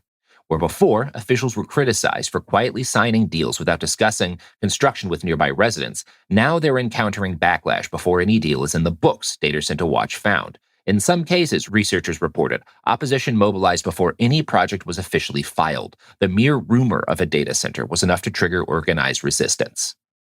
Now, folks, when you hit this level of cultural inflection with a movement, you are in an extremely powerful, but also very dangerous position. There's a reason that Steve Bannon's also made waves recently by encouraging his side to start reaching out to the anti-data center people. He knows this energy can be co-opted, or at least he believes it can. For my part, I want to see this energy harnessed. I want to see it burn brightly, like the working flame of an oxyacetylene torch, because I want to see it used to cut directly into the belly of the industry that I hate. The best way for us to do this right now is to create as many moments as possible where projects to construct new data centers clash with protesters. Each of these conflicts has the potential to spark a panic in the market, and every piece of bad press contributes to the overall weight of public opinion and expectation against AI and against big tech. We never know which piece will be the one that breaks this current incarnation of the industry. The name of the game for us, then, is to create as many moments as we can that endanger the future of this market and the industry behind it, and we can do that entirely legally by forcing them to confront reality. None of these data center projects are sold to towns and cities based on real, accurate information about how they will impact the environment and the local community. One good example of this recently from the United States is a story earlier this year about a data center project in Box Elder County, Utah. The proposed buildings together would have been 3 times the size of Manhattan and stretched across multiple sites. The project was championed by celebrity billionaire Kevin O'Leary, who was also the VC behind it. Per a separate article in Ars Technica, quote, residents' top concern was the Stratos data center project draining local waters, and they were willing to pay to protect them, most especially the vulnerable Great Salt Lake. Many locals paid a $15 fee to register comments to block the transfer of 1,900 acre-feet of water from a ranch to the hyperscale data center. Other concerns include electricity bills rising and potential risks to air quality, local wildlife, and land. Venture capitalist Kevin O'Leary, chair of O'Leary Digital and Shark Tank Investor, is behind the construction of the project. He told a local ABC affiliate that he regrets not working with state officials to be more transparent about the project from the beginning. We really screwed it up, O'Leary said, while confirming he was not expecting this intense kind of blowback from the public. He claimed that he and state officials anticipated that people would be excited about the major local investment and made huge mistakes by not involving the public more in discussions based on that assumption. We pissed off a lot of people, and that's not the way I do business, O'Leary said. That's not. Now, given that he undeniably did business this way, I disagree, but that's beside the point. The resistance was successful. Now, the project wasn't killed entirely, but it has been massively scaled back and may yet die on the vine. The fact that resistance to this huge project, and many like it, has caused so much damage to the industry has prompted a scale response. In late May and early June of 2026, I noticed a drip and then a flood of new articles and viral content critical of the anti-data center protests. One good example of this would be a June 10th article on the website Bar Chart by Nash Riggins. It was titled, Data Centers Get a Bad Rap for Using Too Much Water and Energy. It turns out almonds suck up even more. Now, in this incredibly snotty little shit of an article, Nash is reporting on the fact that a bunch of pro-AI influencers had, with shocking coordination, started posting online responding to complaints about data center water usage by pointing out how wasteful it really is to grow almonds. The almond industry uses even more water than AI does. And, if you want a good response to that, just say, sure, put them out of business. Fuck them. Another popular article in this genre was a blog post by Andy Masley. He critiqued the argument that AI was particularly wasteful by making arguments like this, per an interview with him on azfamily.com. Almost all of that 1.7 trillion gallons of water per year is specifically water that is withdrawn and then returned to the source, Masley told me, referring to a widely cited estimate from Karen Howe's Empire of AI. The book claimed surging AI demand could use up to 1.7 trillion gallons of fresh water globally by 2027, or half the water annually withdrawn in the UK. Masley says the word use in that sentence is misleading. Data centers do evaporate most of the water they use on-site for cooling, but on-site use represents only about 20% of their total water footprint. The other 80% comes from power plants that heat water to spin turbines. That water is then returned mostly unchanged to its source. Masley's viral post got him interviewed by the New York Times and earned a correction from the author of the book, but his critiques about specific claims made there shouldn't be seen as having any overall legitimacy to the broader argument about data center water use. For one thing, he acts as if all data centers function the same way, basically, both in terms of how they're powered and in terms of how they do cooling, and thus you can make the kind of assumptions about water use that is making, and you just fucking can't. Now, the Environmental and Energy Study Institute has published an expansive analysis of data centers and water consumption. They point out that this is all much more complex than Masley's quote might lead you to believe. And I'm going to read from that article. Quote, in the context of data centers, water consumption refers to the amount of water withdrawn from blue or gray sources minus the water discharged by the centers, primarily warm water left over from cooling the IT racks. The consumed water is generally the water that evaporates or is otherwise taken out of immediate human usage. Withdrawal of fresh water from local streams or underground aquifers may lead to aquifer exhaustion, particularly in water-stressed areas. Approximately 80% of the water, typically fresh water, withdrawn by data centers evaporates, with the remaining water discharged into municipal wastewater facilities. The large volume of wastewater from data centers may overwhelm existing local facilities, which were not designed to handle such a high volume. And again, one of the things that Masley tends to ignore is that even when you're putting this water back into the system, quote unquote, that doesn't mean it's going back into the aquifers that it was pulled out of. It doesn't mean that it's going back into the same way, which can still cause massive issues. Now, how water efficient a data center is going to vary depending on the climate of its location. But because these tend to require a lot of space, many are built in places where land is cheap. Those places are often hot and dry, like Utah and Wyoming. Data centers in hotter climates use more water. Data centers specifically built for the AI industry also have higher chip density, which requires more cooling, which uses more water. As time goes on, these increased demands lead to more and more being demanded of the local areas that agree to host data centers. Since data centers don't lend themselves to any other industries or create very many jobs, this often leaves local communities dependent upon them, which means they have no choice but to say yes to ever harsher environmental demands. I'm not creating a hypothetical here. This has happened over and over again. And I'm going to read again from that article by EESI.org. Northern Virginia is considered the world capital for data centers, with over 300 operational data centers spread across 4 counties. Collectively, all data centers in Northern Virginia consumed close to 2 billion gallons of water in 2023, a 63% increase from 2019. Loudoun County, with approximately 200 operational data centers, used about 900 million gallons of water in 2023. This has led Loudoun Water, the county's fresh water authority, to rely heavily on potable water for data centers rather than reclaimed water. Now, activists looking for cautionary tales about what data center addiction can do to an area should look no further than Northern Virginia. The region started saying yes to such development decades ago when the industry was very much different. Back then, AOL was based there, and their data center was part of an overall campus that employed more than 5,000 people. Per an article by the Lincoln Institute, the campus has since been demolished, and 3 large data center facilities are being built on the site. There's a big fence around it for security purposes, so it's totally isolated from the community now, and it's only going to employ about 100 to 150 people in the same piece of land. That's the difference. That's a quote from a local resident. And we'll hear from some other local residents, but first, here's ads.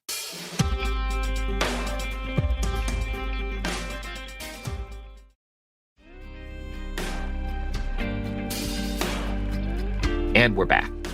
Now, I've mostly discussed the fight against data centers thus far as an American thing, and it isn't. I think it is particularly relevant to our upcoming elections in a way that deserves particular attention, but this is a global fight. And it is a global fight not just because people hate AI, but because data centers and the AI they enable have come to symbolize the tech elite who have bought our world and who are in the process of burning it to the ground. Hatred of these people should know no geographical boundary, and this presents the possibility of international outreach as well as collaboration and strategizing. As an example, I'll discuss a small community in Romania, Mișli, which is located in one of the poorest sections of the country. In 2020, they said hello to a team from Cluster Power who wanted to construct a data center in the area. The mayor gave a welcoming speech that should sound familiar to many of you. We are incredibly proud to have an investor on board and to see people talking about the data center in Michelin. The company contributes to the local economy by paying taxes here and has chosen this area as its headquarters. So that all sounds great, but I found an article for Algorithm Watch that notes, quote, no documentation was provided to verify the tax revenue actually generated for the commune. By June of 2024, only 10 jobs had been created, compared to at least 300 that had been promised. Now, you can find stories that are almost identical to this all over the United States, but also elsewhere in Europe, like the Netherlands and Germany, and in many other places besides. Everywhere these companies do business, they leave behind broken promises and lies, like a trail of gasoline reeking behind them as they go. Why shouldn't we drop a match and watch the fire catch them? There are dangers to embracing a movement based around opposing the construction of infrastructure that is necessary for a lot of modern life. But I might argue those dangers look a lot less scary if we recognize that necessary for modern current life and necessary for life itself aren't necessarily the same thing. In much the same way as I would give up my ability to buy pistachios and almonds year-round to avoid California not having water, I'm willing to reconsider what miracles of daily life are really worth the cost if it turns out the cost is that high. And the scariest thing in the world to the people who currently run it is this. Perhaps, one day soon, everyone will start to feel this way.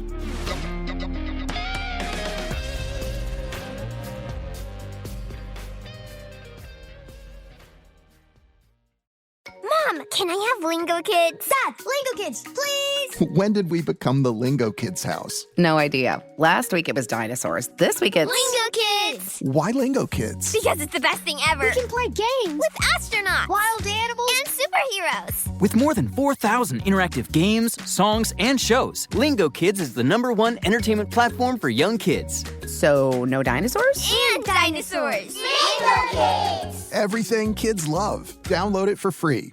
Ryan Reynolds here from Mint Mobile. I don't know if you knew this, but anyone can get the same premium wireless for $15 a month plan that I've been enjoying. It's not just for celebrities. So do like I did and have one of your assistants switch you to Mint Mobile today.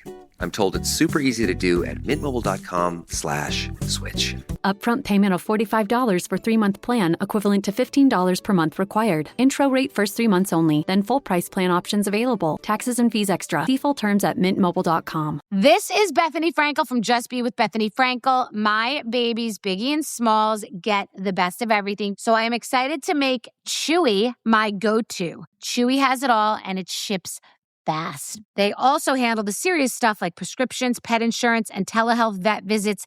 And their 24/7 customer service actually understands dog moms like me. And it's not just for dogs and cats. No matter what kind of pet parent you are, Chewy makes everything feel easy and personal. For life with pets, the answer is Chewy. Save $20 on your first order with free shipping at chewpanions.chewy.com/justbe. Hello, beautiful. I'm Amy Eric, founder of Madison Reed, a hair color company I named after my daughter. Forget everything you know about hair color. The mess, the smell, the hassle, the damage. We're female-founded and female-led. We've transformed the hair color experience with ingredients that care for your hair and award-winning color on your terms, at home or at our hair color bars. The future of hair color is here at Madison Reed.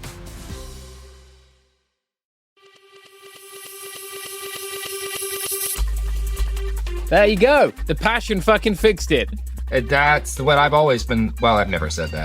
There's one thing that SD cards know, it's passion. Passion is negotiable. Deadlines are not. Welcome to... Go ahead, Garrett. This is It Could Happen Here, Executive Disorder, our weekly newscast covering what's happening in the White House, the crumbling world, and what it means for you. I'm Garrison Davis. Today I'm joined by Mia Wong, James Stout, and Robert Evans. This episode, we're covering the week of June 10th to June 17th. Some small news items to start. Elon Musk has become the world's first trillionaire. Oh, good. At least on paper. Yeah. There's no other kind of trillionaire. It's all on paper. There's no other kind of billionaire. Yeah. This is following SpaceX going public on the NASDAQ Stock Exchange. $866 billion of Musk's wealth is now in SpaceX stock. And SpaceX itself is currently valued at over $2 trillion on the market. Not good. Yeah, great. DHS has announced it will not comply with Virginia's new law prohibiting federal officers from wearing masks. And on June 11th, the DOJ filed a lawsuit against Virginia, quote, challenging their unconstitutional attempt to regulate federal law enforcement.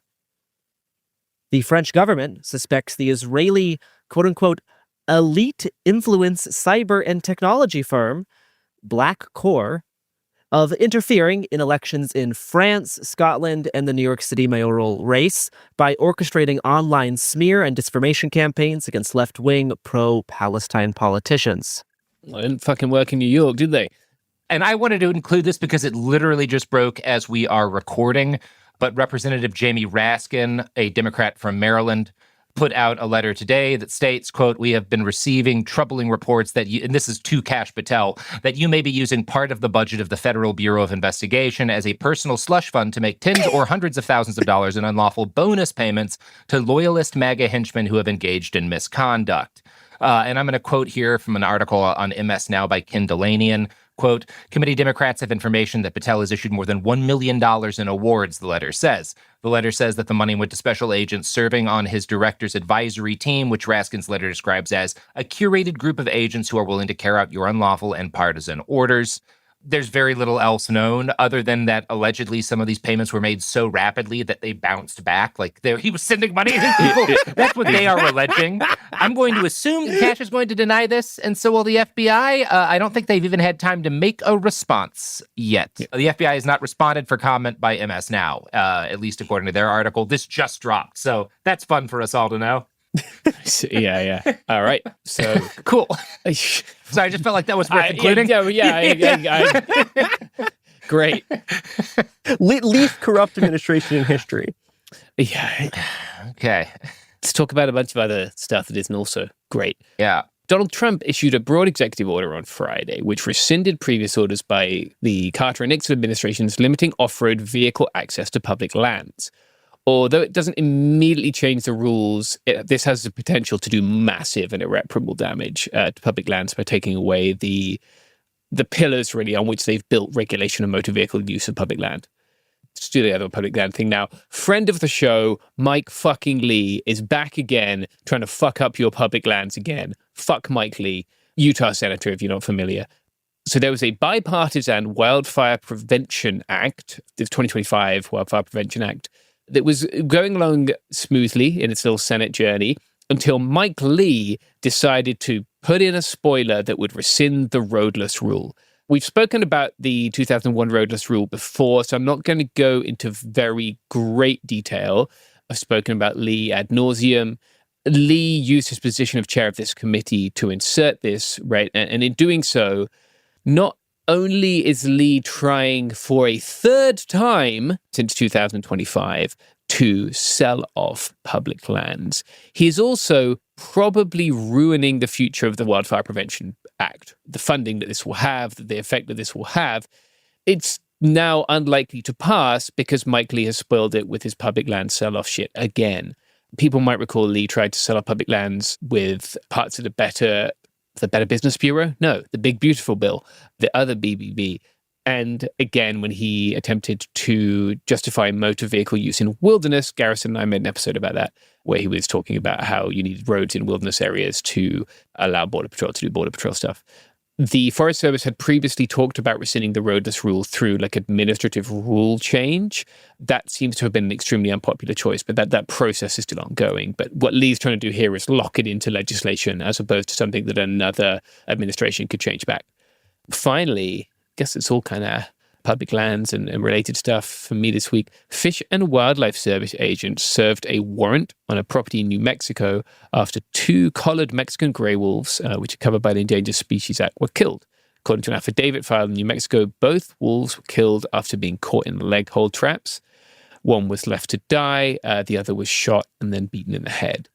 I read this warrant today. It was kind of interesting. I saw some very, very brief reporting on it, and Molly helped me find the warrant. The people on who the warrant was served on were horse breakers, but I think they worked on a family cattle ranch.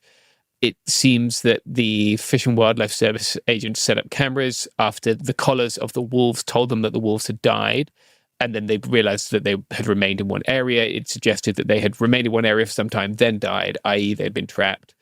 they were able to set up cameras and film these guys recovering the traps, according to the affidavit. And so they are now going to begin their prosecution, I guess.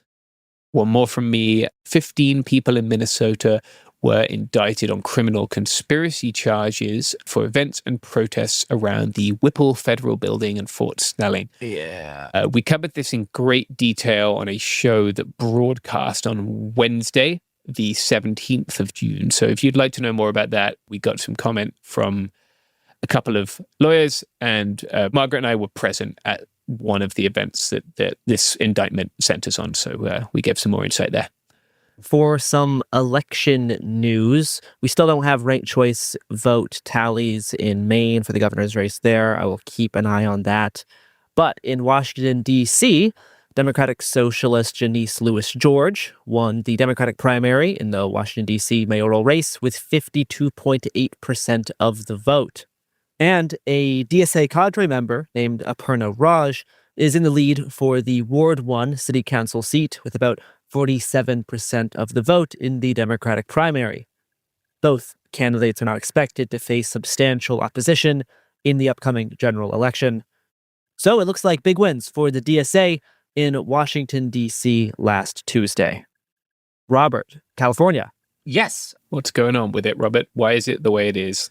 In short, James, the sun.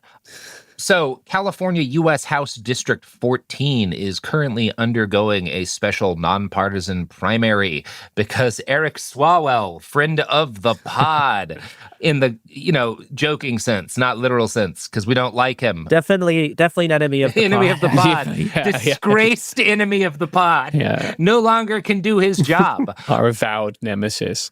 Now, the fun thing about that is that Eric Swalwell is a genocide denier, and he is currently the number one person, and, this is just like the first round of voting, is Aisha Wahab, who's at about 42.6% of the vote, based on the most recent numbers I have.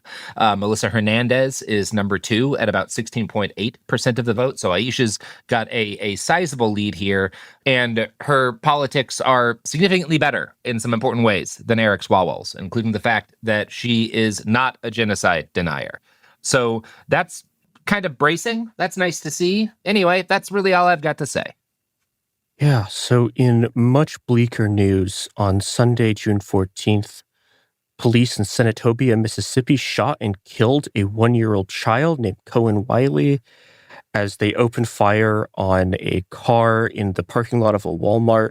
An adult who was in the car, who is a friend of the child's mother, is described as, quote, critically injured after also being shot. I think it's important to hear what happened first directly from Valencia Wiley, the mother of Cohen Wiley. It was me, my son, and another friend of mine who was at Walmart. As we was leaving out the Walmart, they tried to stop her, but I kept walking because it had nothing to do with me. By the time me and my baby got in the car, she came. And then when we was backing up, they was running out the come. I raised my baby up because they withdrew their gun. She had no tent. I raised my baby up trying to show them that he was in the car. So she was backing up and she hit a car as I was opening the door, so the door flew back in. By the time I sat my baby down, it was like 3 to 4 shots. One of the shots hit him in his rib cage, and the other shots hit her in her arm and her thigh. And we left and went to Senatobia Hospital where he was pronounced dead. My God. Yeah. That is fucking heartbreaking. Yeah, that's just a nightmare. It's horrible. Yeah. It looks like Benjamin Crump's representing her, which is like that guy's a powerhouse. Yeah. Like, any time you're trying to train people how to use firearms responsibly, one thing you have to drive home repeatedly is that, like, bullets don't stop if you miss, and they don't necessarily stop just because you've hit the target. Yeah. And so you always need to be not just aware of, but paranoid about what's around you and around where you're shooting if you're going to shoot. And police are trained to do the opposite of that. You know, they're trained that their lives mean more than the lives of infants. That's what this is. Yeah. God. Yeah. That video, by the way, per WREG. So as was mentioned in the video, the cops were nominally responding to a claim of shoplifting. The Mississippi Bureau of Investigations, per the Mississippi Free Press, claims that the car was driving towards the officers. This is eerily similar to claims made by federal agents after the murder of Renee Good.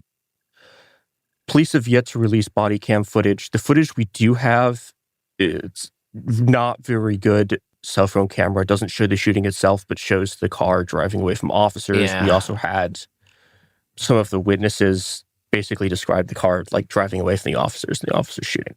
But you're right. It's definitely following the trend that we've seen a lot with federal law enforcement, but not just them. Yeah, this is just local. Yeah, of this idea of like vehicle weaponization. Yeah, and that they have the ability to respond to quote unquote vehicle weaponization with lethal force. Yeah, which is something we've seen claim a number of lives just this year. Mm-hmm.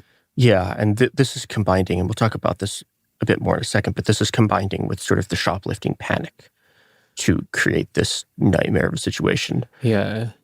Police in Senatobia have a history of police violence. Here's from WREG again.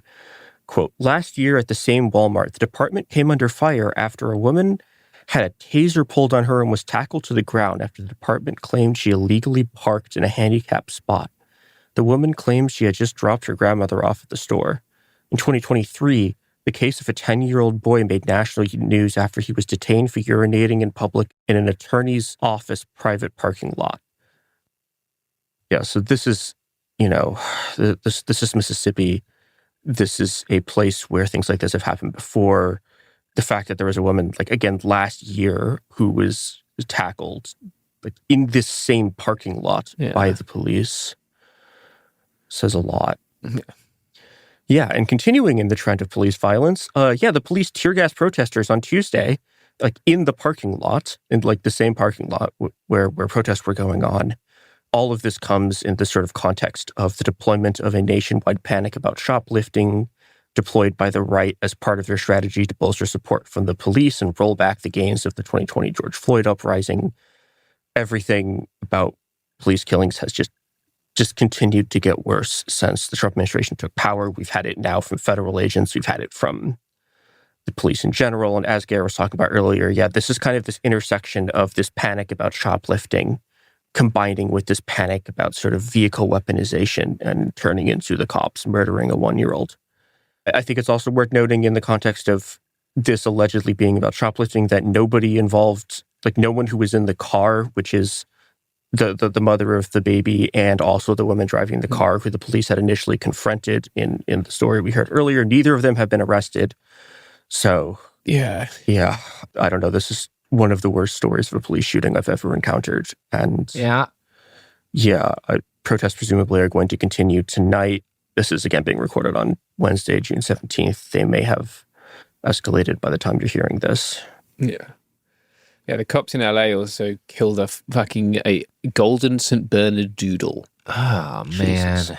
This week. Not to equivocate these fucking cases. I guess this is just in the news. No, Yes. absolutely not. No. This is just another incident of police shooting when they absolutely had no need to, right? Yeah. In this case, the lady had been watching the Knicks game. Somebody called to report screaming, which resulted in the cops coming and killing this person's dog. It's nowhere near the same as someone killing someone's child. I'm not suggesting that. It's just yet another example that cops can just shoot first and ask questions later in this country. Yeah. 6 years after George Floyd was murdered. Yeah. And I think to close, one of the things I always remember about that protest is every single city had their own list of names. Yeah. I don't know. Like we had our own in Chicago, and I mean, I'm immediately sort of like just thinking about the killing of Tamir Rice, and how we just continue to live in this country where the cops just murder Black people constantly, and the only thing that's changed since then is the police have more money. Yeah. And they're working to be able to murder other groups of people more often, too. You know? That's true. That's true. The feds are expanding out into shooting white people in cold blood. Eventually, the racism will be less noticeable. Yeah. If the violence just becomes more all-encompassing. Yeah. That's the promise of the future. Yeah. It won't. It'll still be as noticeable, guys. Yeah. They're not going to come through on that promise either. Yeah. I was going to say, like, this country, like, after Elijah McClain, I feel like anyone who could watch that and be like, yeah, shit's going fine. We just, at some point, cops just decide we're never going to change. Yeah, and I'm going to guess the number of people who stumble onto our shows and don't already think like, yeah, the cops kill a lot of people they don't need to be killing. That's pretty low. So I feel like we preaching to the choir. We've done what we need to here. Like, yeah. Not that it's not important. Nope, just sad. We'll go on a break now and come back to talk about Iran and sports. Yep.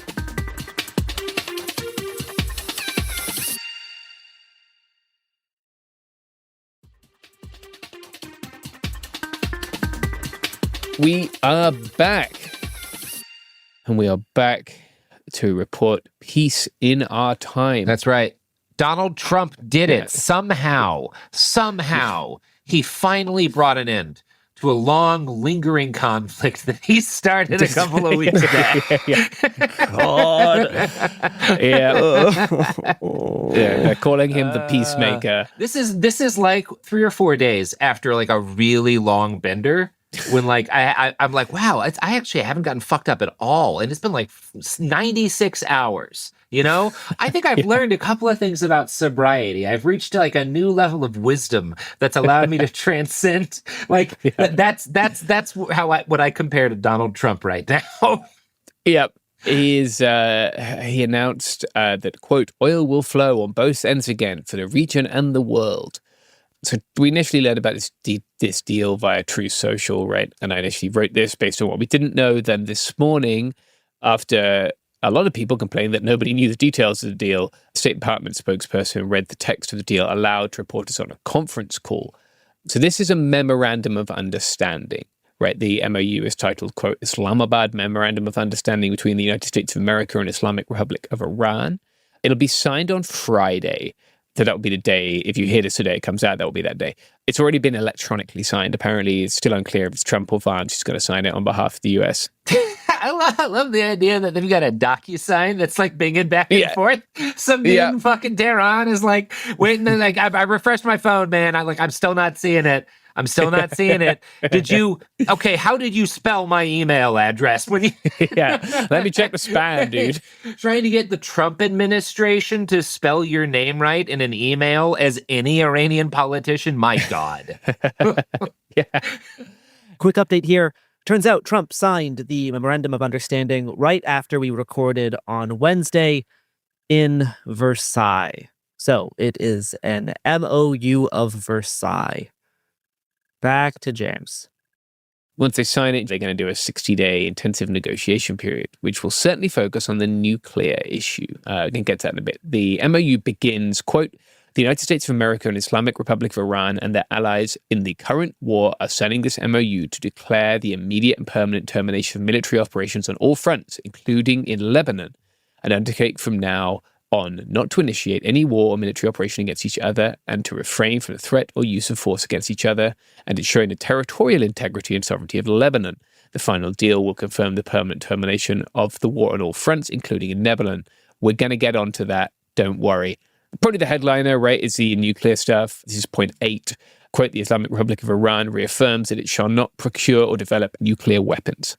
There's still negotiation on enriched uranium, but CNN had a leaked version of a previous version of this draft, and it didn't have the following. So this has been added at a relatively late stage, and it seems that there is a quote-unquote minimum methodology for like degrading their enriched uranium, which is to downblend it under IAEA supervision.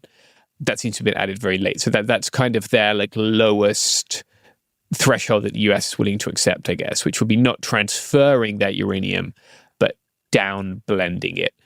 The United States is committed to withdraw down its blockade and its force posture within 30 days. Today, we saw Iranian tankers cross the USA's blockade without any issue.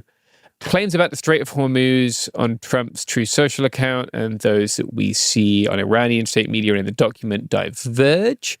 Trump has claimed unequivocally that the strait is open without tolls. This It's not something we see in Pakistani PM Shahbaz Sharif's statement or in Iran's Fars news agency. Fars news agency seems to say that the strait will be administered by Oman and Iran. And I'll just read from the MOU here. The Islamic Republic of Iran will make arrangements using its best efforts for the safe passage of commercial vessels with no charge for 60 days only from the Persian Gulf to the Sea of Oman and vice versa. The traffic of commercial vessels will immediately start, and considering the need for removing the technical military obstacles and demining by the Islamic Republic of Iran will be instated within 30 days. The Islamic Republic of Iran will conduct dialogue with the Sultanate of Oman to determine the future administration and maritime services in the Strait of Hormuz in discussion with other Persian Gulf littoral states in line with the applicable international law and sovereign rights of coastal states of the Strait of Hormuz. Not entirely clear there, but it does seem to perhaps leave open some kind of Iranian-Oman toll agreement. Yeah, they're definitely going to start charging a service fee, man. They're going to make a shitload of money off this. Yep. Let's talk about a shitload of money, because that's only, unfortunately, some of the shitload of money they're going to make off this. So the document includes $300 billion in reconstruction funds and total sanctions relief. Part of the deal. Yep, that's why they call him Deal Man. I mean, this is tough because we have destroyed massive parts of their infrastructure, and we should pay for that. But also, dude, you started this war, spent billions of dollars, and now we're going to give them $300 billion more dollars. Give them $300 What is wrong with you? Fucking 10 years ago, he was like, the only thing that stopped Iran from falling off the brink was that that deal gave him $150 billion. All this circled back to another version of some kind of Iran nuclear agreement.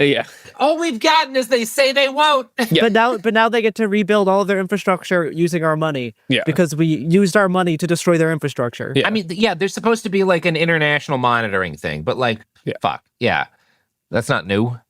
And I think more importantly for like America geostrategically, it's like Trump has managed to end the American protectorate of open trade lanes, a thing that has been the core of American power since like World War II. And that no one was even thinking about taking away. Iran, and no part of Iran's strategy was to do this. This was not in this was a move they made because they were in a tight spot and they had to fucking pivot. This was always in there, if shit hits the fan, we will do this. And now we've normalized it. This has always been an option for them, and they were put in a bad enough position that they had to do that, right? This was their home steep thing. Is like, well, we can strangle global trade, Yeah.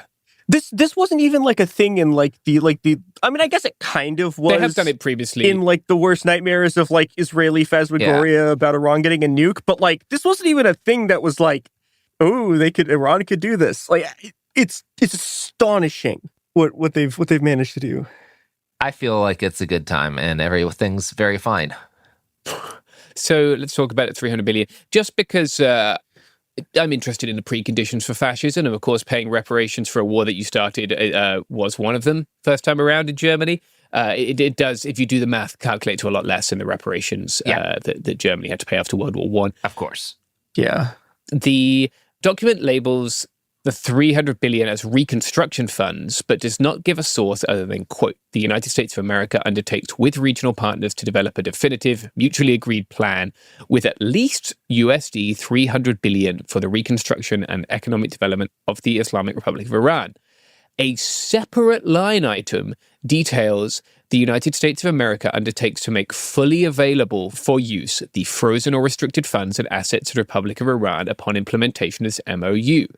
So they also get sanctions relief, right? Yeah. So they are getting all of the funds that the US has had frozen. They're getting sanctions relief. And it seems like it's conceivable with these two sentences that they're trying to include the unfrozen funds, but also highly conceivable that they're not. They don't seem to have restricted ballistic missiles. They don't seem to have mandated anything about changing in the regime of Iran, human rights, women's rights, rights for minority ethnic groups in Iran. Since we first learned this MOU, Iran has continued drone strikes against Kurdish groups in southern Kurdistan, Iranian Kurdish groups who are currently in southern Kurdistan. Yeah, and then like it's not over yet, because let's talk about what Israel has to say. Oh, boy. Yeah. Israel, it just seems to be showing no signs of feeling itself to be in any way restrained by this. Many Israeli politicians have publicly broken with the US on this. Israel's National Security Minister, Ben Gvir, famous for many terrible things, took to Twitter to announce that he had other plans, saying, quote, Trump's agreement does not bind us. Israel is not subject to the United States. We are an independent and sovereign nation, exclamation mark. Our duty is to the citizens of Israel, to the soldiers of the IDF, and to the Jewish people, and our historical duty to the persecuted and murdered Jews over thousands of years of exile, to provide security to Jews in the land of Israel. Every time we succumb to international pressure at the expense of Israel's security, we pay the blood price with interest.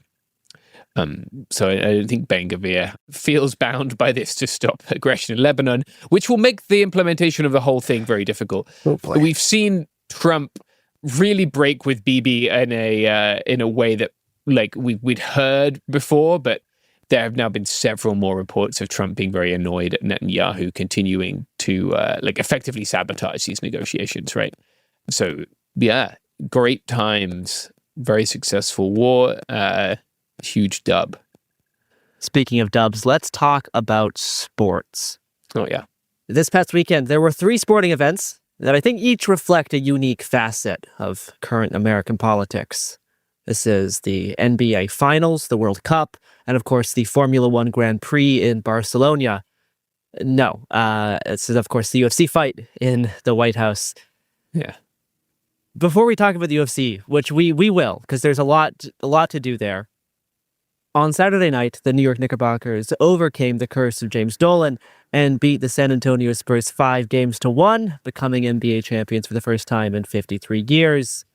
After the Knicks' drought-ending victory, the city lit up in celebration. Literally, in the case of a school bus in Times Square. More than one. Yeah. But thousands, possibly hundreds of thousands of New Yorkers celebrated in a largely peaceful yet energized fashion all throughout the streets, buses, and trains until the early hours of the morning. I love celebrating in a largely peaceful fashion. 5 police cars did not survive the night. Ripping pepperoni, yeah, as the youth used to say. But come morning, everything was all cleaned up and the city was sparkling ahead of the Puerto Rico Day Parade. On June 11th, the World Cup kicked off with matches being hosted in the US, Mexico, and Canada. I think as everyone knows, FIFA has tried to cozy up to Trump the past few years, notably awarding the president with the first ever FIFA World Peace Prize a few months prior to Trump starting a war. Well, he'd already started a couple. He invaded Venezuela. That was a small skirmish compared to, I think, the bigger war. The scale of our $300 billion restitution being paid to Iran. Fair. But the Trump administration's foreign policy and immigration restrictions have still caused disruptions to the World Cup.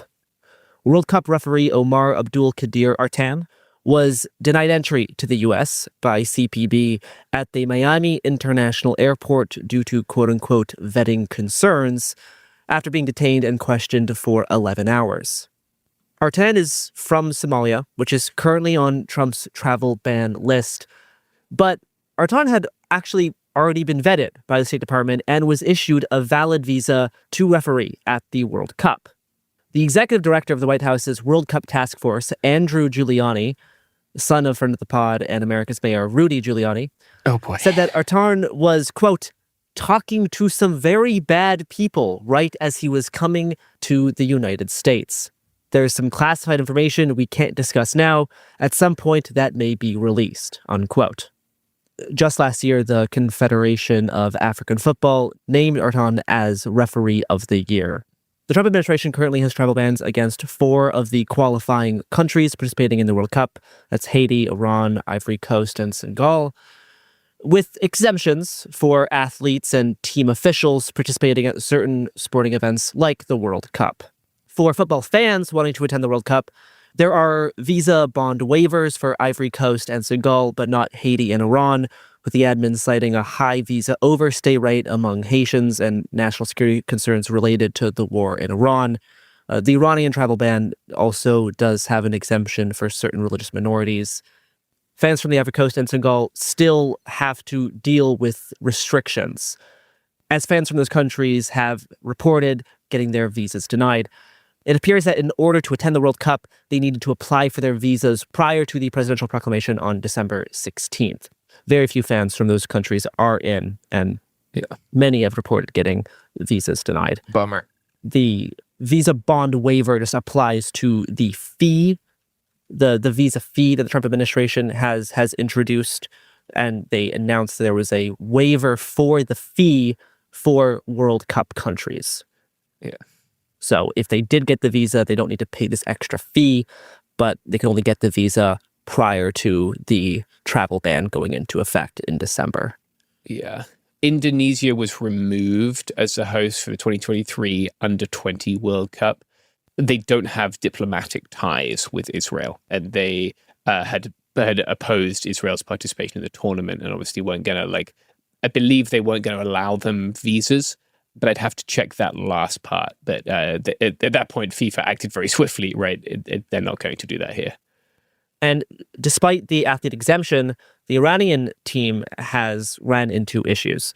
Their training base camp had to be relocated from Arizona to Mexico, and the Trump administration has been making the team enter and exit through U.S. customs on the same day as their matches. Jesus. Yeah. They're right there in Tijuana, actually, so they're as close as they can be, right, whilst not being, because they're playing their games up in LA. I think they played in Inglewood. But still, I'm guessing they are transiting to they're probably crossing, having to go to San Diego and then fly north, it seems. They said they flew, so maybe they fly directly to Tijuana, I don't know. Despite the travel ban exemption, also technically applying to coaches and non-player members of the athletic team, Iranian football officials have had their visas denied. Star Iraqi player Ahmed Hussein and the Iraq team photographer were detained for, in the player's case, 7 hours, the photographer's case, 12 hours at the Chicago airport while going through customs. Hussein was ultimately allowed entry, but the team photographer was not. Finally, New York City is hosting 8 games for the World Cup, including the final.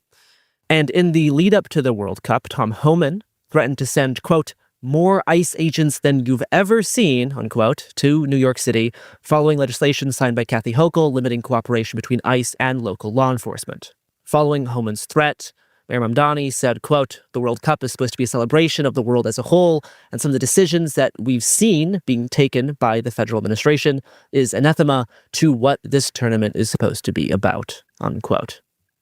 Let's talk about one more sporting event, and of course, that is the UFC Freedom 250 streaming on Paramount Plus, which happened this Sunday at the White House South Lawn, which was turned into a UFC stadium arena. Trump and Dana White walked together from the Oval Office all the way to the Octagon. And this is the most idiocracy things have been. Yeah. It's not like even a comparison you can make anymore. It's just, we're just doing the exact thing. So, cool. Welcome to UFC Freedom 250. Here is the President of the United States of America, Donald J. Trump. Cool. Yeah, that movie's aged better than I would have thought, unfortunately. Yeah. The cold open for the event was narrated by Ron Perlman, which is kind of the saddest part of this whole ordeal for me. Ah, that's upsetting. That's upsetting. Wait, really? Yeah, I'm sorry. Yeah, I'm sure UFC offered him a dump truck full of money. Yeah. Ron Perlman's well known to do things for dump trucks full of money. I don't know, that hurts. In between the fights, they played a series of largely AI-generated videos covering American history and showing how the UFC embodies the country's fighting spirit. Those videos are not good. You can find them on the UFC YouTube channel. They're titled Americana. There's a series of 3. UFC veteran announcer Bruce Buffer kicked things off in a way that really encapsulated this entire event. And I do want to play this clip here. Ladies and gentlemen, we are live from the South Lawn of the White House in Washington, D.C.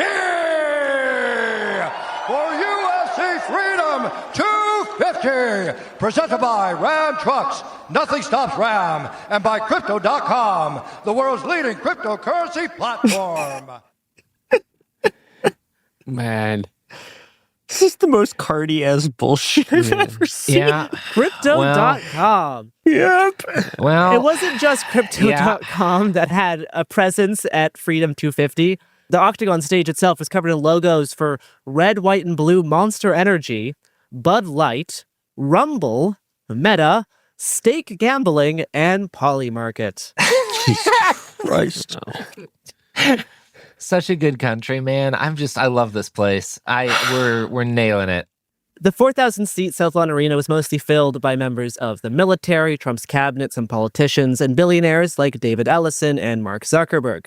Man, the incredible ratio of billionaires to guys with 31% APR loans on a Ford F-150, I don't know if it's ever existed before in like this small a space. Normal people had to watch from Ellipse Park near the Washington Monument.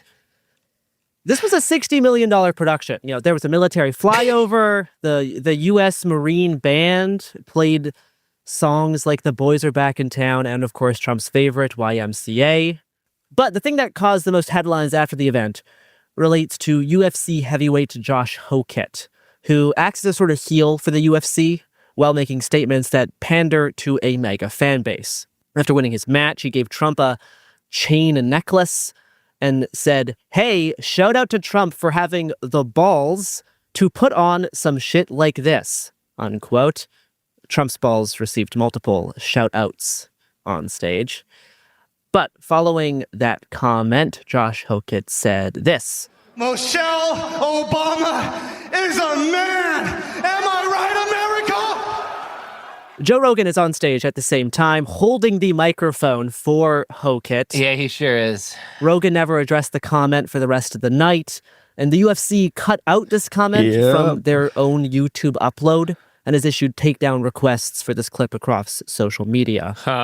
Dana White told Time magazine, quote, "I understand that the Obamas are public figures, but I'm completely against saying nasty and false things about people's families.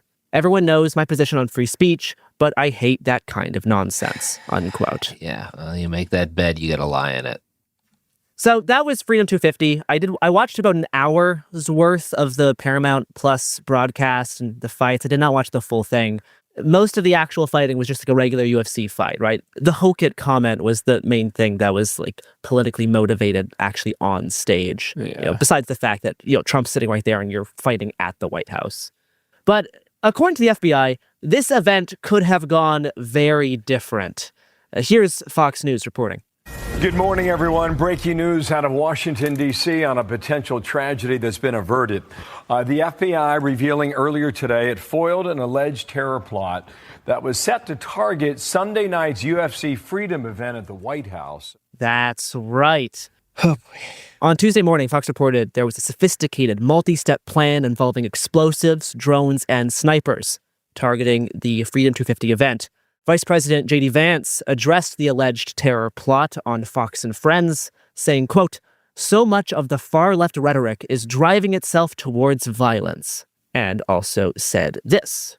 Unfortunately, I think a lot of my Democratic colleagues in Washington have got to look themselves in the mirror and say, why is so much of this political violence coming from our side of the spectrum? Maybe they can do something different.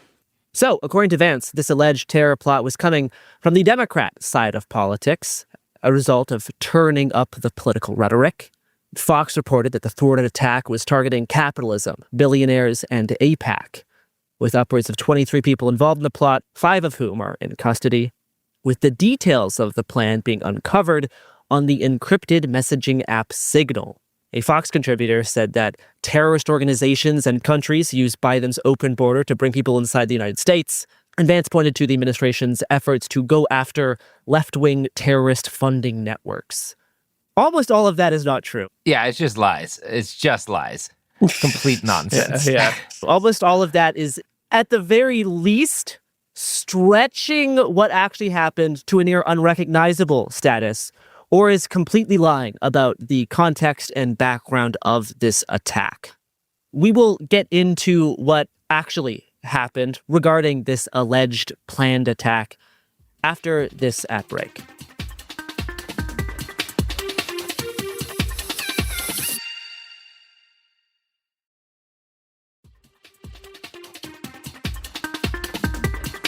Okay, we are back.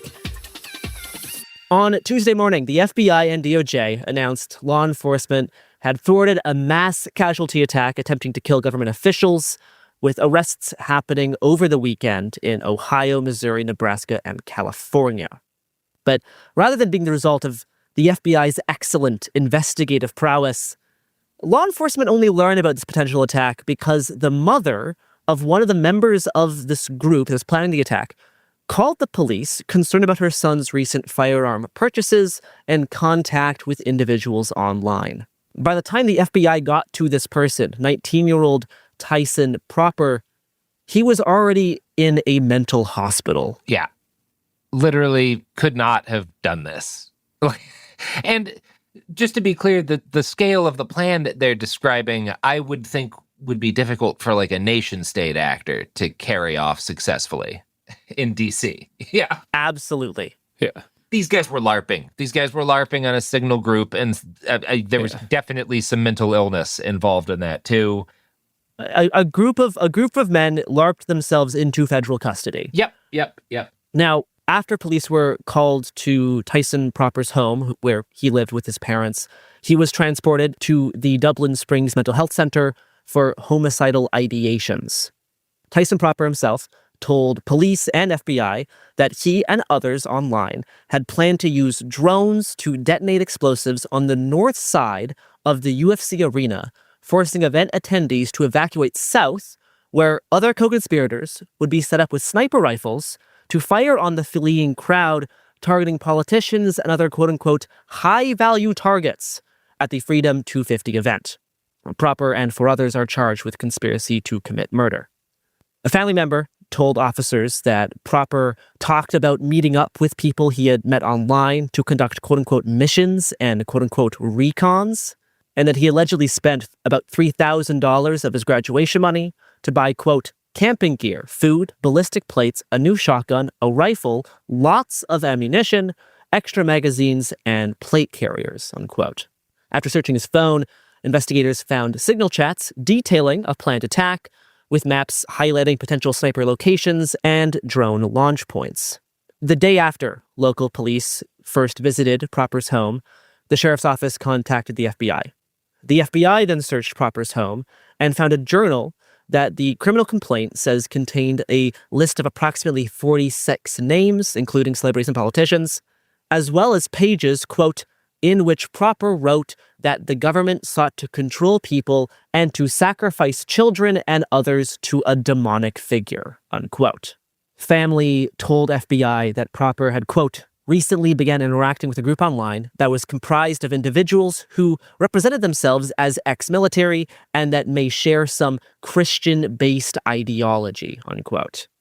Family members said that these individuals were using religion to manipulate Proper, and that they, quote, expressed ultra-religious and anti-government sentiments, specifically citing grievances about government corruption, the handling of the Epstein files, data centers taking up all the water in communities, and other government actions. The Ohio criminal complaint says that Proper's family members also highlighted concerning statements that he had made in recent months, quote, such as making sympathetic comments about Adolf Hitler and posting anti-Semitic comments on Facebook, unquote. When will the left stop its violence? Yeah, basic Antifa left-wing plot against capitalists here. Mm-hmm. Yep, standard leftist Hitler appreciate. Sacrificing children to demonic figures. Yeah. Well, I don't know if you know, Garrison, but they're actually called the National Socialist Party. No, these people were like Christian extremists with, I'm sure, some very weird views that will all get elucidated. I look forward to reading through the signal chats. This is not really a thing. This is people who are mentally ill. And certainly, I mean, it sounds like if you have a signal chat where you're passing around a map of targets, crossed a line where I'm not surprised. One of them was already in a mental hospital, but there was no danger to the event. Yeah. To be clear, he was placed in the mental hospital after first being interviewed by police. But I think it's noteworthy The police did not take him into custody. They sent him to a mental health facility after first contacting him. Because he clearly had no ability to do this. Yeah. Did he get like an involuntary mental health hold? There was an emergency request to put him in this mental hospital based on the homicidal ideation. The application detailed that he had also sought to join police or military specifically just to kill human beings. Yeah. And like this kid sounds like he very easily could have become a mass shooter. Yeah. Like I'm sure there's a number of those. That it does sound like that's something that was going on here. Ideation is certainly present, so this is very concerning. But yeah, what Vance's description of what happened is so far afield as to effectively be a lie. Oh yeah. As for the sort of group formation here, Proper allegedly told police that members of the group that was planning this attack were primarily recruited through TikTok. Yeah. And then once they had been vetted on TikTok, they were allowed in a Signal chat. The largest Signal chat investigators found contained 19 members. There's also some smaller spin-off Signal chats. Even among terrorists, the danger of the spin-off group chat is impossible to avoid. One of the chats was called, quote unquote, Hunters. Jesus. Oh my God. And the complaint says it contained detailed instructions for carrying out the attack, including plans to escape. They're completely delusional. They think they're escaping from doing something like that. Next week, I'm going to do a full episode about the criminal complaint here, and we'll get into more details about the attack and their planning. And yes, there was no way this attack as planned was going to happen. They did not have the material, the personnel, or the logistical capacity to pull this off. No. Now, they weren't just communicating on Signal, though. They also were using another encrypted messaging app called SimpleX. Oh, yeah, SimpleX Messenger. Where they had one chat called the Vanguard of the Old Republic. Oh, my God. Oh, dear. This has shades of that fucking dude in Texas who got killed by a security guard trying to attack the courthouse with a gladius on his belt in addition to his AR-15. I need to see that. Yeah, he had like a post of himself like a modern gladius to defend a modern republic. It was one of the lamer attempts at a mass shooting. Yeah. One of the co-conspirators who was arrested in California wrote on SimpleX, quote, "To be clear, I intend to escalate this group. I don't want to take 6 business years to do it," unquote. Business years? The fuck, man? Sorry. Yeah, that's a fascinating term. I guess they're just saying a long time, right? They're trying to say a long time. Sorry, Garrison, please continue. Yeah. Also writing that everyone in the group should, quote, "consider yourselves an enemy of the state." Now, in this group chat, they also discussed imagining executions. Another co-conspirator, also from California, read about the need for, quote-unquote, guerrilla-style warfare and, quote-unquote, raid attacks with, quote, "skilled operators to work like ghosts to conduct, quote, infiltration missions." Completely delusional stuff. Yeah, this is like Call of Duty shit. Yeah, it's the same as the being like, what if we were really good at being terrorists? Yeah. Would that work? Yeah. Like that's what's going on here. Tyson Proper showed the FBI the TikTok profiles of other members of the group, and based on those accounts and chat logs, investigators were able to identify other co-conspirators across multiple states. Part of the plan for the Freedom 250 attack was for co-conspirators to meet in Fredericksburg, Virginia, a day or two before the event. This obviously never happened because it appears the group never actually acquired the explosives or the drones needed for their plan. Those are expensive. And we're still trying to figure out how to get enough money to purchase materials needed for an attack. Yeah, that's important. Having the ability to do it is important. One of the members allegedly wrote that the attack would require, quote, 5 teams of 3, each team consisting of 1 sniper, 1 tier 1 operator as support/lookout, and 1 drone operator, unquote.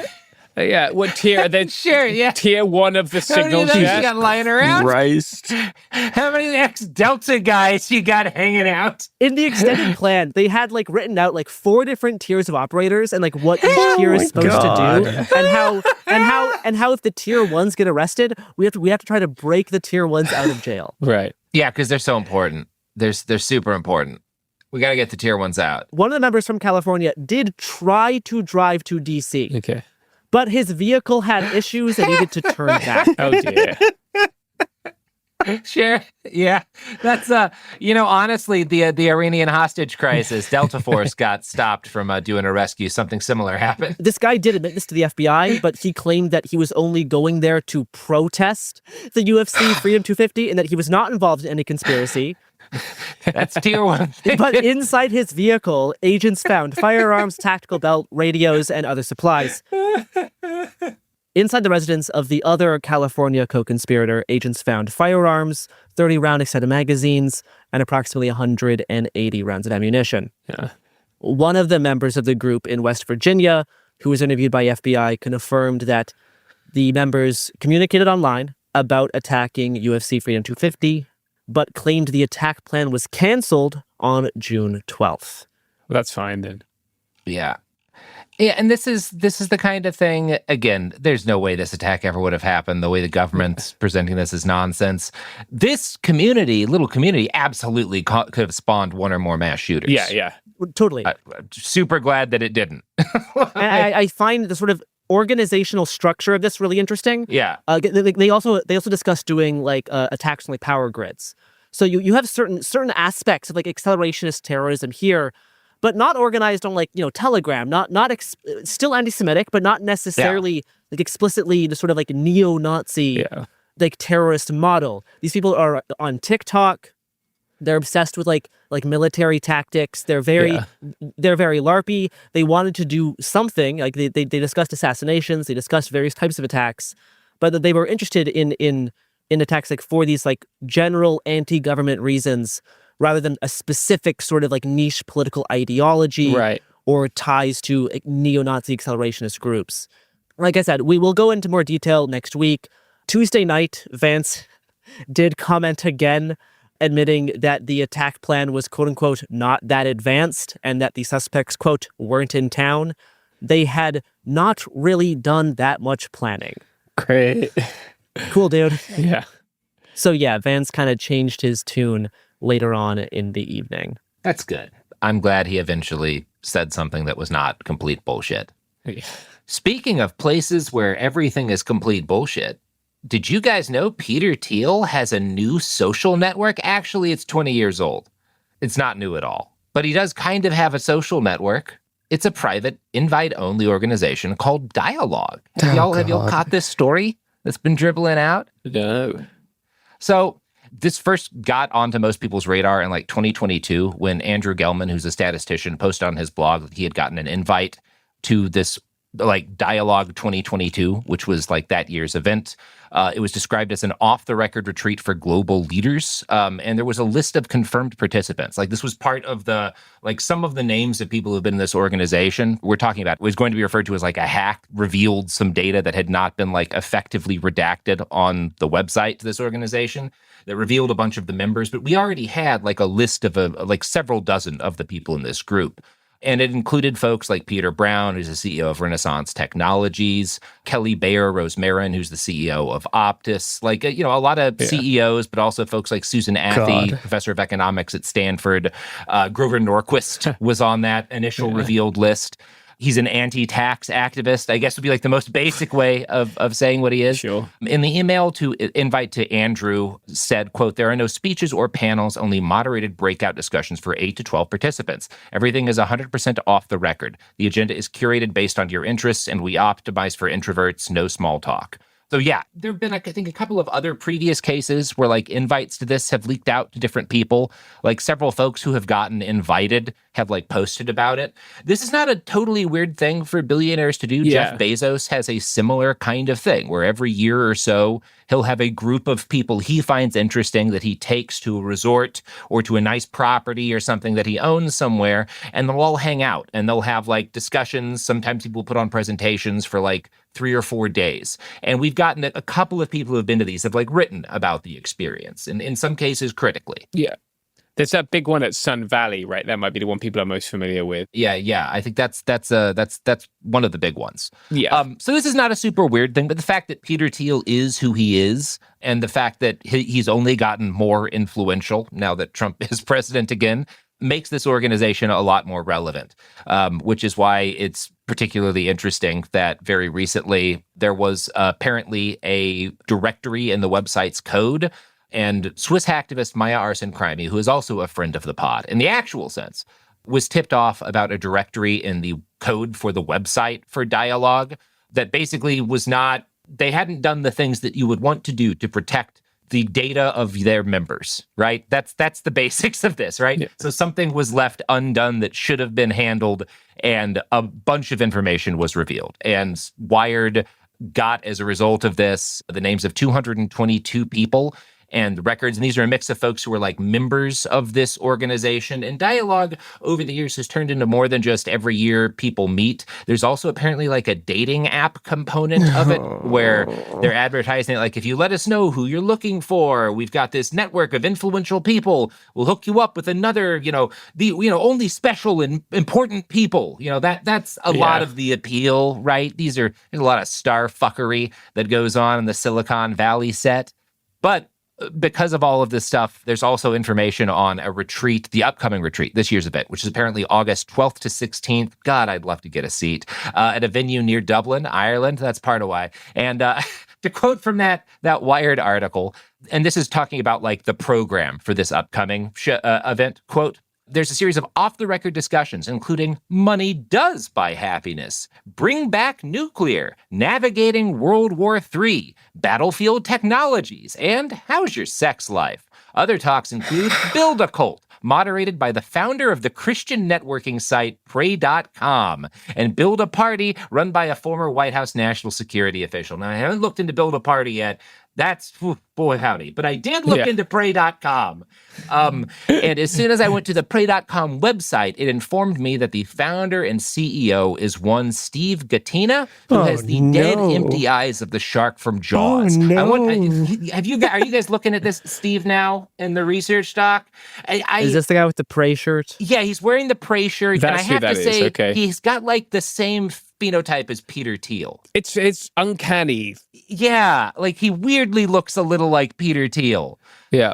He looks like his grin is about to start like spreading wider, and there's going to be an alien face transformation. Yeah. That's a lizard person case to be made here. So I was upset hearing that there's a Build a Cult workshop at Peter Thiel's private club invite. So I wanted to look into this guy a little bit, and I read up on him. Gattina was, before becoming an entrepreneur, an NCAA champion. So he's used to having people take advantage of him. He played college football for the University of Southern California and won a Rose Bowl championship in 2009. He started his first company, Rep Interactive, at the age of 22. I run into a lot of these LinkedIn founder guys, and often it's hard to tell what their many different companies do because they all have like 30 of them. Yeah. Yeah, or if they're like real companies. Yeah, if they're real, like if they're not just bullshitting. It's real. It's a video agency. It's like a marketing agency that helps do video marketing. It's one of the best workplaces in America, according to Inc. magazine. I don't know if you pay to be in Inc. magazine or not, so I don't know how impressive that is, but it seems to be a company that makes money. It's a social media like marketing company. He also has a stock footage company that does like drone stock footage. And after that, he started a business called Pray.com in honor of his mentor and business partner who had just died. And when I started looking into this guy, I realized I've been following him before because I periodically on Reddit will go to the LinkedIn Maniacs subreddit. Oh, that's got to be good. That's got to be good, man. Steve Gattina is all over this shit because he's the CEO of Pray.com, and I'm going to read you one of his fucking posts. I love people who post on LinkedIn. Yesterday, I swung by a 24-hour diner after my late shift at work. I saw a waitress in her 50s sitting in a booth with a teenage boy. He had a notebook open, and she was helping him tackle some algebra problems. When she got up to refill my coffee, I asked, "Tutoring after hours?" She smiled, looking a bit tired. "That's my son. I can't afford a tutor, so we study here between my shifts." The boy looked up and said, "She's the smartest mom in the world." It turns out she just juggles 2 jobs, but always makes time to sit with him every night and help him with his homework. "He's going to college," she said with determination, "whatever it takes. It's amazing what love can do, even when life gets tough." And to prove that this is a true story, he shows a picture of some lady and a kid sitting in a booth looking at a notebook. Wow. I love these guys. And they're inspirational. Definitely didn't happen posts. Definitely not a thing that happened to you, man. It's such a genre. He credits the photo to somebody else. Yeah, he sure does. Where did you get it, Steve? Yeah, there's a lot of great people who are going to be at these events, which, boy, howdy, it sure would be fun to be a fly on the wall at. Well, it's also watermarked. Yeah. Yeah, for illustrative purposes only. This is only. You guys are stuck on him. Okay. Yeah. So to go back into the people who helped make Dialog the great organization it is, the executive director of Dialog is apparently Rafi Grinberg, and he is also the author of a self-help book titled How to Be a Grown-Up. He did not respond to Wired's request for a comment, but I looked into Rafi a little bit, and his website, when you go to Rafi Grinberg's website, he immediately tries to sell you his book directly above a YouTube video titled Do Princeton Grads Know Anything? And it's like a YouTube prank video where he runs to Princeton. He's wearing like a green skin tight bodysuit, and he runs up to Princeton grads right after graduation and asks do you know how to pay your taxes? And it's also he can give out a bunch of copies of his shitty book about life skills, and I'm sure the book sells to parents who give them to their kids, but no one reads this, man. When kids need to learn how to pay their taxes, if they don't have parents who know how to teach them, they Google it or desperately go to H&R Block, or they just don't pay their taxes, but they don't read a book like How to Be a Grown-Up. And I'm sorry about that, Rafi. Yeah. No, that's homeschooling parent target audience. Yeah. Yeah. Jesus Christ. Oh, man. So, yeah, I don't know. There's a lot more to say about this. I think I'm going to do an actual dedicated episode about Dialog in the not too distant future. This is fascinating. It does sound really interesting, and I want to know more about this fun club. But yeah, you should check out the Wired article. It's really interesting. You should mention Jeffrey Epstein. I was going to ask if there was an Epstein. You're right. I tried to blow through Jeffrey Epstein's involvement in this. Now, Jeffrey Epstein is tied to this, but not in a bad way. Well, mostly not in a bad way. There's one email from him where someone who is a friend of Jeffrey Epstein got invited to one of these events and forwarded it to him and was like, hey, should I do this thing? Basically, I don't think we know what Jeff responded, but that caused, because there's there's an invite to their 2014 retreat in the Epstein files. There was a lot of confusion where people were like, oh, Jeffrey Epstein was a member of Dialog. And this was furthered by the fact that Jeffrey Epstein was a member of Dialog, but not that Jeffrey Epstein. The former CFO of Oracle was also. So the fact that, number one, in the Epstein file, someone forwarded an invite to the Jeff Epstein who's a pedophile. And number two, there is an actual member of the group named Jeffrey Epstein, just a different one, caused people to believe that he was a part of this, but he does not appear to have been in a way that anyone has proven. The former CFO of Oracle should absolutely change his name. Yeah. I gotta say, very rarely do I extend this to especially a member of the Oracle C-suite, but no one will blame you. We won't even joke about it. Honestly, dude, Jeffrey, it's not a weird name. You had no reason to expect that somebody like this would wind up with your name. Yeah. And you don't deserve to bear this cross, I hope. Unless you do. I don't know you, actually. Yeah. Anyway, I think that's enough. Oh, man. Okay. If you want to email us, coolzonetips@proton.me. Keep it to story tips. Put a trans girl on your couch. We reported the news.